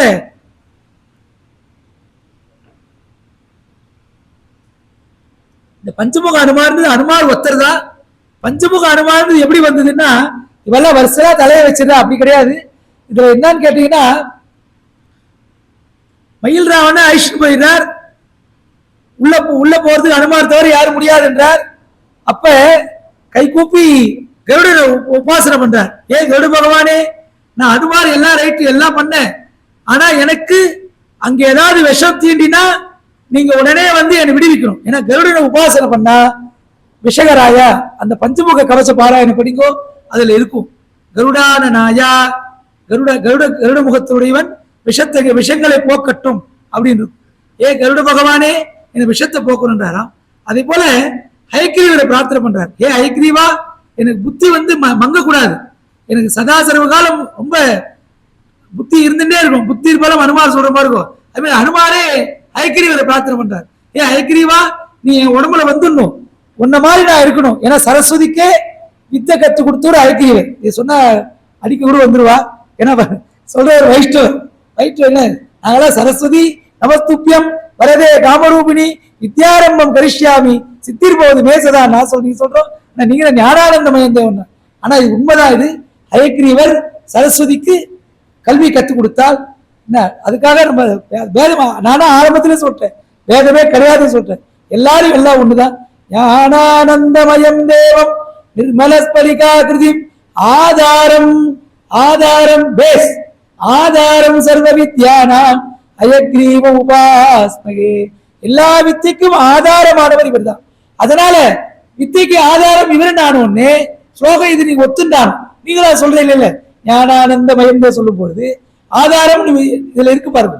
இந்த ஆதாரம் தான் அவர் பேசியிருந்தா தானே. அதனால சரஸ்வதி கத்து கொடுத்தாது இந்த ஒரு ஸ்லோகத்திலே அழகா வருது அப்படின்னு சொல்லி விசேடமாக அந்த அனுமார் அதை நினைச்சு சரஸ்வதிக்கு கத்து கொடுத்தியே ஐக்ரீவா, எனக்கு நீ கத்து கொடு. புத்தி இருந்துட்டே இருக்கணும், மறந்துவே கூடாது. ஏன்னா அந்த மயில் ராவணன் பயமா இருக்கு. ராமலட்சுமணே கொண்டு போயிட்டான். லட்சுமணன் இந்திரஜித் வதம் பண்ணதை பார்த்திருக்கேன். ஏன்னா இந்திரஜித் பிரகிதாமோக பிரம்மாஸ்திர வினிவாரகாயனமான்னு ஒரு சமயம் ஹனுமாரே இந்திரஜித்து பிரம்மாஸ்திரத்தை வந்து கட்டு பண்ணி ஹனுமாரே கட்டுட்டான் இல்லையா. இந்திரஜித் வந்து பிரம்மாஸ்திரத்துக்கு பிரம்மா வணங்குற பிரம்மா சொல்லிட்டார், ஏ ஆத்திரேயா, நான் ஒன்றும் பண்ண மாட்டேன், சும்மா நடி, நீ சும்மா பயபய மாதிரி இரு, நான் ஒன்றும் பண்ண மாட்டேன் அப்படின்னா. அப்ப ஹனுமார் கூட பிரம்மா, ஆனா மேகநாதன் இந்த இந்திரஜித் ராவனுடைய மகன் இந்திரஜித் அதை வதம் பண்ணவன் யாரு? லக்ஷ்மணன். லக்ஷ்மணன் எப்படி வதம் பண்ணான்னு ராமனுக்கு எப்படி தெரியும்னா, 14 ஆண்டு காலம் யார் நித்திரை விட்டாலோ அவன் தான் அவனை வதம் பண்ண முடியுது. அப்ப இந்த 14 ஆண்டு காலம் இன்னொரு பிரம்மச்சரிய விரதம் இருக்கணும். 14 ஆண்டு காலம் தூங்கக்கூடாது. அவதான் அந்த மேகநாதனை வதம் பண்ணன்னு அனுமான் நினைக்கிறாரு. இப்ப அப்படிப்பட்டவனே இவன் தள்ளிட்டு போயிட்டானே, அப்ப அவன் எப்படிப்பட்டவனா இருப்பான்? அவன் நிகும்பலியில யாகம் பண்றார். அந்த யாகம் ஜெயிச்சித்துனா அது கூட விபீஷன் தான் சொல்றார். விபீஷனோ விட்டு பக்தி, விபீஷ சரணாகதி யாரார் இல்லையா, நாம ஏத்துண்டார் சொன்னேன், சரணாகதி கொடுத்தார் சொன்னேன். அப்ப விபீஷன் தான் சொல்றார், நிகும்பல யாகம் நடக்கிறது, அது லட்சுமணன் போய் இது பண்ணும் அப்படின்னு சொல்லி லட்சுமணன். அப்பதான் ராமருக்கே தெரியுதுதான் லட்சுமணன் 14 ஆண்டு காலம் தூங்காம இருந்திருக்கா அப்படின்ற விஷயம் லட்சுமணனுக்கு தெரியுதுதான். அதே போல பயப்படுறார் அனுமார். அந்த 14 ஆண்டு காலம் தூக்கம் இல்லாம அந்த மேகநாதனே கொன்ற லட்சுமணனே தூக்கிட்டான். பரமாத்மா வேதமே அவன், எல்லாமே அவன், ராமன் அவனே தூக்கிட்டான். என்ன போய் நீங்களா போன்றீங்க, எனக்கே பயமா இருக்கு. அப்ப ஏ ஐக்ரீவா புத்தியை கொடு, ஏ கருடா விஷம் வந்தா விஷத்தை அது மாதிரி வஜ்ரநகாய் வித்மே தீஷ்டத முஷ்டாய தீமே. ஸ்லோகமே என்ன, வஜ்ர நகம், நகமானது வஜ்ரமா இருக்குமா நிருசிம்மனுக்கு. நிருசிம்மா அந்த நகத்தை கூட இறக்கின்றாராம். நிருசிம்மனா போறாராம் ஆஞ்சநேயர், அது மாதிரி கருடனா போறாராம், ஹயக்ரீவரா போறாராம். இதுதான் அந்த முகம், ஹயக்ரீவரா இருப்பார். ஒரு அது மாதிரி இன்னொரு சமாச்சாரம் இது வேலூர்ல நடந்தது சார். நான் ஒன்னு நினைக்கும் போது நானே நினைச்சுப்பேன், இப்படிதான் நடக்குமா நினைக்கும் பொழுது பத்திரிகையில வந்தது. எப்படின்னா, ஒரு திருடன் ஜெயில இருந்து நோண்டி அப்படி அந்த பக்கமா வந்துட்டான்னு சொன்னார். அதான் அனுமார் கேட்கிறார், ஒரு சமயம் என்ன பந்தனம் எல்லா திசையும் பந்தனம் பண்ணிட்டான்னா, வராகமூர்த்தியே நீ உடம்புல வந்து ஒரு பூமியே தோண்டி ராமலட்சுமணன் எடுத்துட்டு இன்னொரு இடத்துக்கு வந்தேன் நான் அப்படின்னு கேட்கிறாராம். இது பாருங்க, அங்க அனுமார் கேட்டதுக்கு இங்க வேலூர்ல நடந்திருக்கு பாருங்க. நான் கூட சந்தேகப்படுவேன் நான், என்ன ஆஞ்சநேயர் இப்படிலாம் கேட்கிறாருன்னு. பாருங்க, சாதாரண மனிதன் அழகா குழி பறிச்சு அந்த பக்கம் வந்துட்டான். நியூஸ் பார்த்தா தெரியும், வருஷம் ஞாபகம் கிட்டத்தட்ட ஒரு எப்படி 20-30 வருஷம் இருக்குன்னு நினைக்கிறேன். இல்ல நீங்க கூகுள்ல கிடைக்கிறது, நீங்க இது மாதிரி சிறையிலிருந்து பூமியை தோண்டி ஒரு வரும்னு நினைக்கிறேன், பார்த்துக்கோ. நடந்தது. ஏன்னா இவாவுடைய சக்தி இவ்வளோ கேட்டு அங்க போய் மயில் ராவனை வதம் பண்ணி ராமலட்சுமணனை காப்பாத்திட்டாராம். ஏன்னா எப்படி பாருங்க, இப்படிதான் பஞ்சமுகம்னா நீ ஒரு என்ன பண்றா வருஷம் எப்படி ஒரு முகம் அப்படி ஒரு முகம் கிடையாது. ஹனுமார்ட்ட எல்லாம் வந்துட்டாராம்.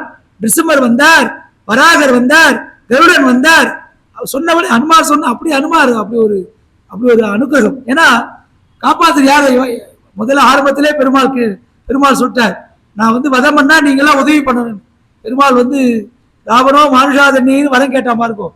அப்பயே ராமர் வந்து என்ன சொல்றார், நான்லாம் வதம் பண்ணனா நீங்களாம் ஹெல்ப் பண்ண சொல்லி சிவனே வந்து ஹனுமார் தான் சொல்லுவோம். ருத்ராவதாராய் வித்மே, காயத்ரி நாங்கள் இன்னைக்கும் சொல்லுவோம், ருத்ராவதாராய் வித்மே மாருதாத்மஜாய் தீமே. அதாவது சிவனும் காற்று வாயு பகவானும் சேர்ந்துதான் அந்த அம்சம், ஹனுமாருடைய அம்சம். அதே போல அந்த மயில் ராவனை காப்பாத்தி சீதையுடைய உயிரை காப்பாத்தி ஹனுமார் அப்படி ரொம்ப விசேஷமான ஹனுமாரை பத்தி சொல்லும் போது இவ்வளவு விசேஷங்கள் வருது. அதே போல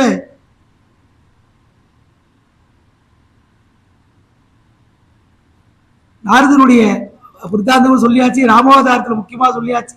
அதே போல சிலப்பதிகாரத்தில் இளங்கோவடிகள் வந்து இந்த காது சொன்னேன் இல்லையா, கேட்காத காதுகள் ராமாயணமோ ராமநாமாவோ கேட்காத காதுகள்லாம் காதுகளே இல்லைன்னு சொல்றாராம். உலகம் ஊன்றோங்கிய உமையில் தொன்கை அலர்மலிதாரோ நன்றியர் போய் பிளமுழு தரக்கர் மறிவழக்கை செய்த சிலவல மேடது செவிவிலமெனுவோன்னு இந்த காதுகளானது காதுகளே இல்லை என்று இந்த தந்தை சொல்மை கேட்டு கானகம் போகும்போது ராமர் அப்படிப்பட்ட ராமரை கேட்காத காதுகள் இல்லைன்னு சிலப்பதிக இளங்கோடிகள் சொல்றாராம். அது போல ரொம்ப விசேஷமான காவியம் ராமகாவியம். ராமகாவியமே எப்படின்னா தர்மத்தை எடுத்து சொல்றதுதான். வேதத்தை அனுஷ்டிக்கிறது தர்மம். அந்த தர்மத்தின் உருவம் தான் ராமன் தான் தர்மத்தை சொன்னா. நாளைய தினம் எப்படின்னா உபதேசமா சொல்ல போறோம். எப்பயும் வள்ளுவர் சொல்றார், சொல்லுதல் யாருக்கு எளியறமாம் சொல்லிய வண்ணம் செயல் அப்படின்னு. சொல்லிய வண்ணம் செயல்னா சொல்லிய வண்ணம் செய்யணும். சொல்லுதல் யாருக்கு எளியவனவான்னு கிருஷ்ணர் அவதாரத்தை சொல்றார். ஆனா சொல்றதுக்கு முன்னாடி நடந்து காட்டுறார். ராமாவதாரத்துல எல்லாமே அழகா நடந்து காமிக்கிறார். எங்கேயுமே உபதேசம் கிடையாது. ஏன்னா உபதேசம் ஆயிடுச்சுன்னா தெய்வம் ஆயிடுச்சுன்னா ராவணனை வதம் பண்ண முடியாது. ராவணனை வதம் பண்ணணும்னா இந்த எந்த இடத்துலயும் தெய்வமா காட்டல, அழகா தர்மத்தை எடுத்து சொல்லி ராமனை போல ஒரு கருணாமூர்த்தி எல்லாமே சொல்றது. அது அதுமாரி விபீஷன் ஒரு பக்தியை அப்போ கூட எல்லாம் கேட்டார், ஏன் விபீஷனுக்கு சரணாகதி கொடுக்க கூடாது? சர்ச்சை வரும்போது சொல்ற மாதிரி விபீஷன் சரணாகதியே கூடாதுன்றார். ராட்சசனுக்கும் அந்த ஒரு சரணாகதி. அதே போல கல்யாணம் பண்ணும்போது இந்த கௌதமர் அகலிகை சேர்த்து வச்சா இல்லையா, அதே போல பட்டாபிஷேகம் பண்ணும்போது கூட தனக்கு முன்னே விபீஷனுக்கு பட்டாபிஷேகம் கொடுத்தார். இப்ப ராஜான்னா எல்லா இடத்துலயும் போய் சம்காரம் பண்ணுவா. சம்காரம் பண்ணி அவர் பேரை எழுதி வச்சு அவர் தான் ராஜ்ய பரிபாலனம் பண்ணுவார். ஆனா ராமன் லங்கையை ஜெயிச்சார், ராவண வதம் பண்ணார். ஆனா விபீஷனுக்கு தான் பட்டாபிஷேகம் பண்ணி வச்சு அழகா பட்டாபிஷேகம் பண்ணிட்டு நிறைய ஆண்டு காலம் நம்ம நினைச்சிட்டோம். சதவருஷ சகசிரேனன்னு 100,000 ஆண்டுகள் ராம ராஜ்யம் நடந்ததா. ராமராஜ்யத்துல எதுவுமே சீதையை கொண்டு விடுறதுக்கு கூட அதுவும் தர்மம் தான் சொல்றாராம். ராமாவதாரத்துல ராமர் இப்படி பண்ணான்னு யாரோ சொன்னான்னு சொல்லி ரொம்ப கலங்குறார். ராமன் ரொம்ப கஷ்டப்படுறார். இதே போல இந்த வனவாசத்து போலதான் கஷ்டப்படுறாராம். அப்பதான் யாரு கொண்டு விடமாட்டேன்ட்டாலாம். அவ கர்ப்பிணி வேற சீதை. அப்ப பரதரை கூட்டு, ஏ பரதா லக்ஷ்மணனை கூட்டு, லக்ஷ்மணா நீ போய் கொண்டு விட்டு வரணும்னு சொல்றாராம். லக்ஷ்மணன் என்ன சொல்றா, அப்பதான் எழுத்தே பேசுறாராம். என்ன எழுத்து பேசுறாரு அப்படின்னா, அதாவது இனி உனக்கு தம்பியா பிறக்க மாட்டேன். ஏன்னா தம்பின்னா பிராத்து வசனம், அண்ணன வாக்கியத்தை கேட்கணும். அதனால்தான் கிருஷ்ணா நாளைக்கு சொல்ல போற பாருங்க, பலராமனா பிறந்துடுறார்.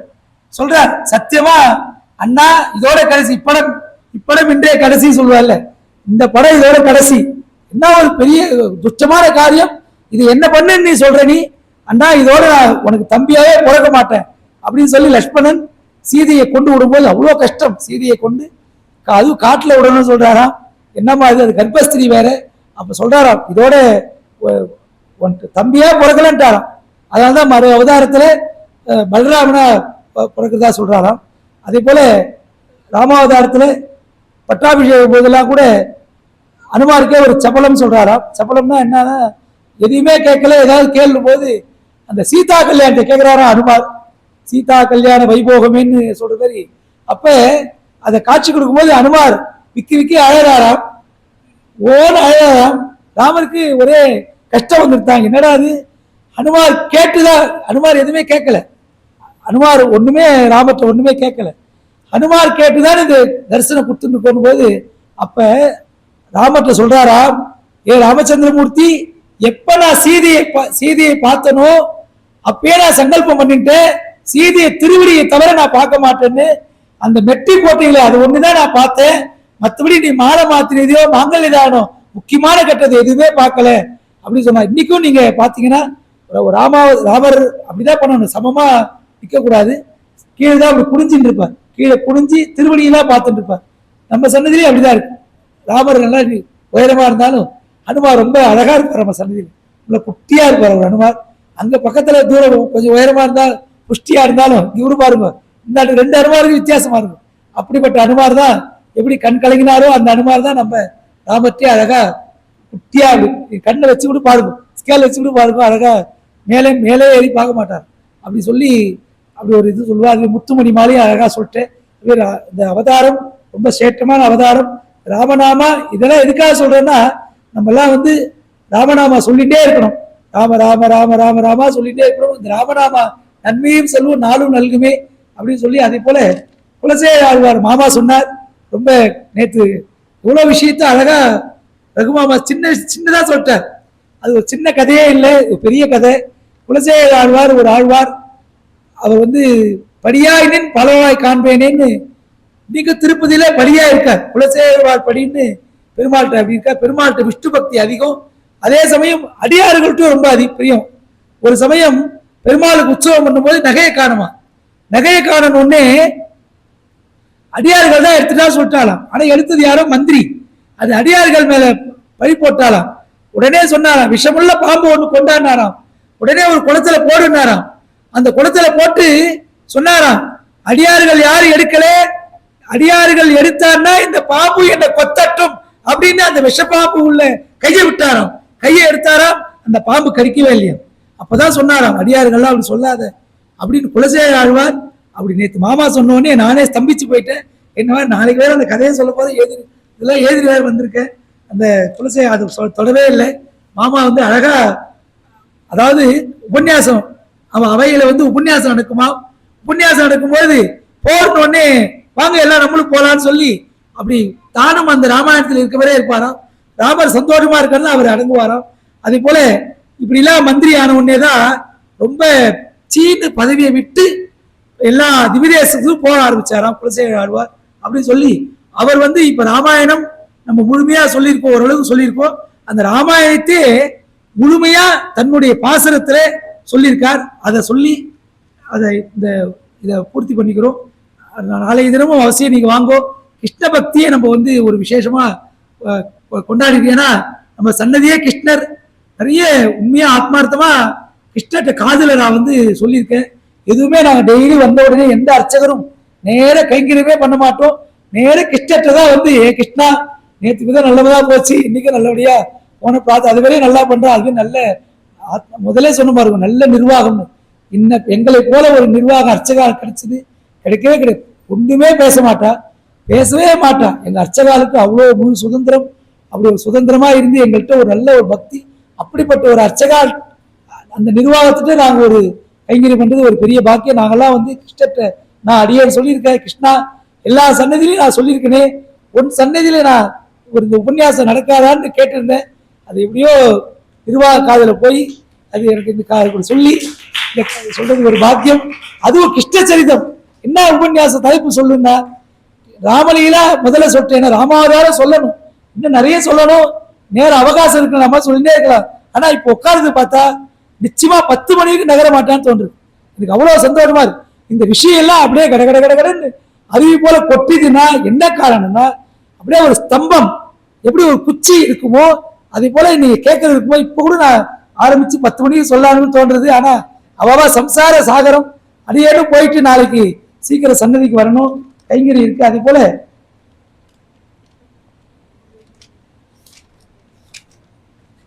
மாமா சொன்னதால எடுத்தாத. மாமா குலசேகர ஆழ்வார் பத்தி ரொம்ப சிறப்பா எவ்வளவு பெரிய விஷயம். குலசேகர ஆழ்வார் ராமர்கிட்ட எவ்வளவு பக்தி. அவர் மட்டும்தான் ராமரை பத்தி ஒரு ராமாயணத்தை சொல்லிட்டார். அழகா பார்ப்போம். அதை இது மாமாக்கா நேற்று எழுதிருது. பாலகாண்டத்துல பாலகாண்டம் அயோத்தியா காண்டம் குலசேகர ஆழ்வார், அதாவது 8ஆம் திருமொழி தாலாட்டு. மண்ணு புகழ் கோசலை தன் மணிவயிறு வாய்த்தவனேன்னு தாலாட்டு. அது 8ஆம் திருமொழி. அதுக்கு அடுத்தது 10ஆம் திருமொழின்றது முழு ராமாயணத்தையே சொல்லிடுறார். அதாவது குலசேகர ஆழ்வார் 10வது திருமொழி நீங்களும் பார்க்கலாம். அது வந்து அழகா எழுதிவிட்டு, இது வந்து மாமாவுக்கு தான் இன்னைக்கு நான் படிக்கிற ராமாயணம். அது நேற்று சொன்னதுனால அதை சொல்லணும்னு ஆசைப்பட்டு எட்டுன்னு வந்தேன். பாலகாண்டமும் அயோத்தியா காண்டம். இது வல்லாறு சிலை வணங்கி மைதிலி தன் மனமுடித்து இன்றே போய் முடிசூடு என்று ராமனென்றான் கிளையழிப்ப தன்றாதாய் வார்த்தையினால் தன்பொழில் சூழ் காடறிந்து குன்றாத வழி அரக்கர் குலமரத்த கோவலனே. இது வந்து பாலகாண்டமும் அயோத்தியா காண்டமும் சொல்றார். ஆரண்யா கிஷ்கிந்தா சுந்தரகாண்டம், இது மூணுமே இந்த பாட்டு. வாலிதனை மடிவித்து சுக்ரீவருக்கு அரசளித்து கோலமலர் வரிசீலையாய் குரங்கினை படைமுன் கடத்தி நீளமார் கடலழைத்து நீர் இலங்கை புகுந்து அரக்கர் காலனாய் வீரனுக்கு கதியளித்த காகுத்தனேனே. இது அடுத்தது யுத்தகாண்டம் பட்டாபிஷேகம். அன்றிலங்கை கோன்முடிகள் 10 ஒருங்கு உக உதிர்ந்து வென்றிலங்கு திருமுடியும் மகுடமும் அவ்வீரனுக்கு நன்றியங்கு கொடுத்தருளி அயோத்தியில் வந்தரசு ஆண்ட வென்றிமிகு சுடராழி வெண்குடையாய் விளிம்பாயோ அப்படின்னு சொல்லி ரொம்ப விசேடமா இது திருச்சித்திரக்கூடத்தில் இது பாடியிருக்கார். ரொம்ப விசேடமா மாமாவால இன்னைக்கு இந்த பாசுரத்தை எடுத்து ராமாயணமே முழுமையா ராமாயணத்தை எடுத்து அங்கங்க சொன்னாலும் இதை இப்போது படிச்சதுனாலே ராமாயணம் 24,000 ஸ்லோகமும் சொன்ன மாதிரி ஆயிடுத்து. அதே போல 24,000 ஸ்லோகமும் வேதாந்த தேசிகர் ரகுவீர கத்தியத்துல ஜெய ஜெய மகாவீரா மகாதீர தோரேயா தேவாசுர சமர சமய சமுதித நிகழ நிச்சாரித நிரவதிக மகாத்மியா தசவதன தெய்வீத அப்படின்னு அழகா 24,000 ஸ்லோகத்தை ஒரு கத்தியமா சொல்லிட்டு போறார். இது ஒரு இது. அதே போல குலசேகர ஆழ்வார், இது 3 பேர் தான் பார்த்திருக்கேன். கிருஷ்ணலீலா நிறைய தர்மங்கள்லாம் நிறைய கிருஷ்ணர் சொல்றார். அதெல்லாம் கேட்கணும்னு சொல்லி வாய்ப்பு நன்றியை தெரிவித்துக் கொண்டு ஸ்வஸ்தி பிரஜாபியே பரிபாலயந்தாம் நியாயேன மார்கேன மகி மகீஷா கோபிராமினேபிய சுபத்திரித்யம் லோகா சமஸ்தா சுகினோ பவந்து.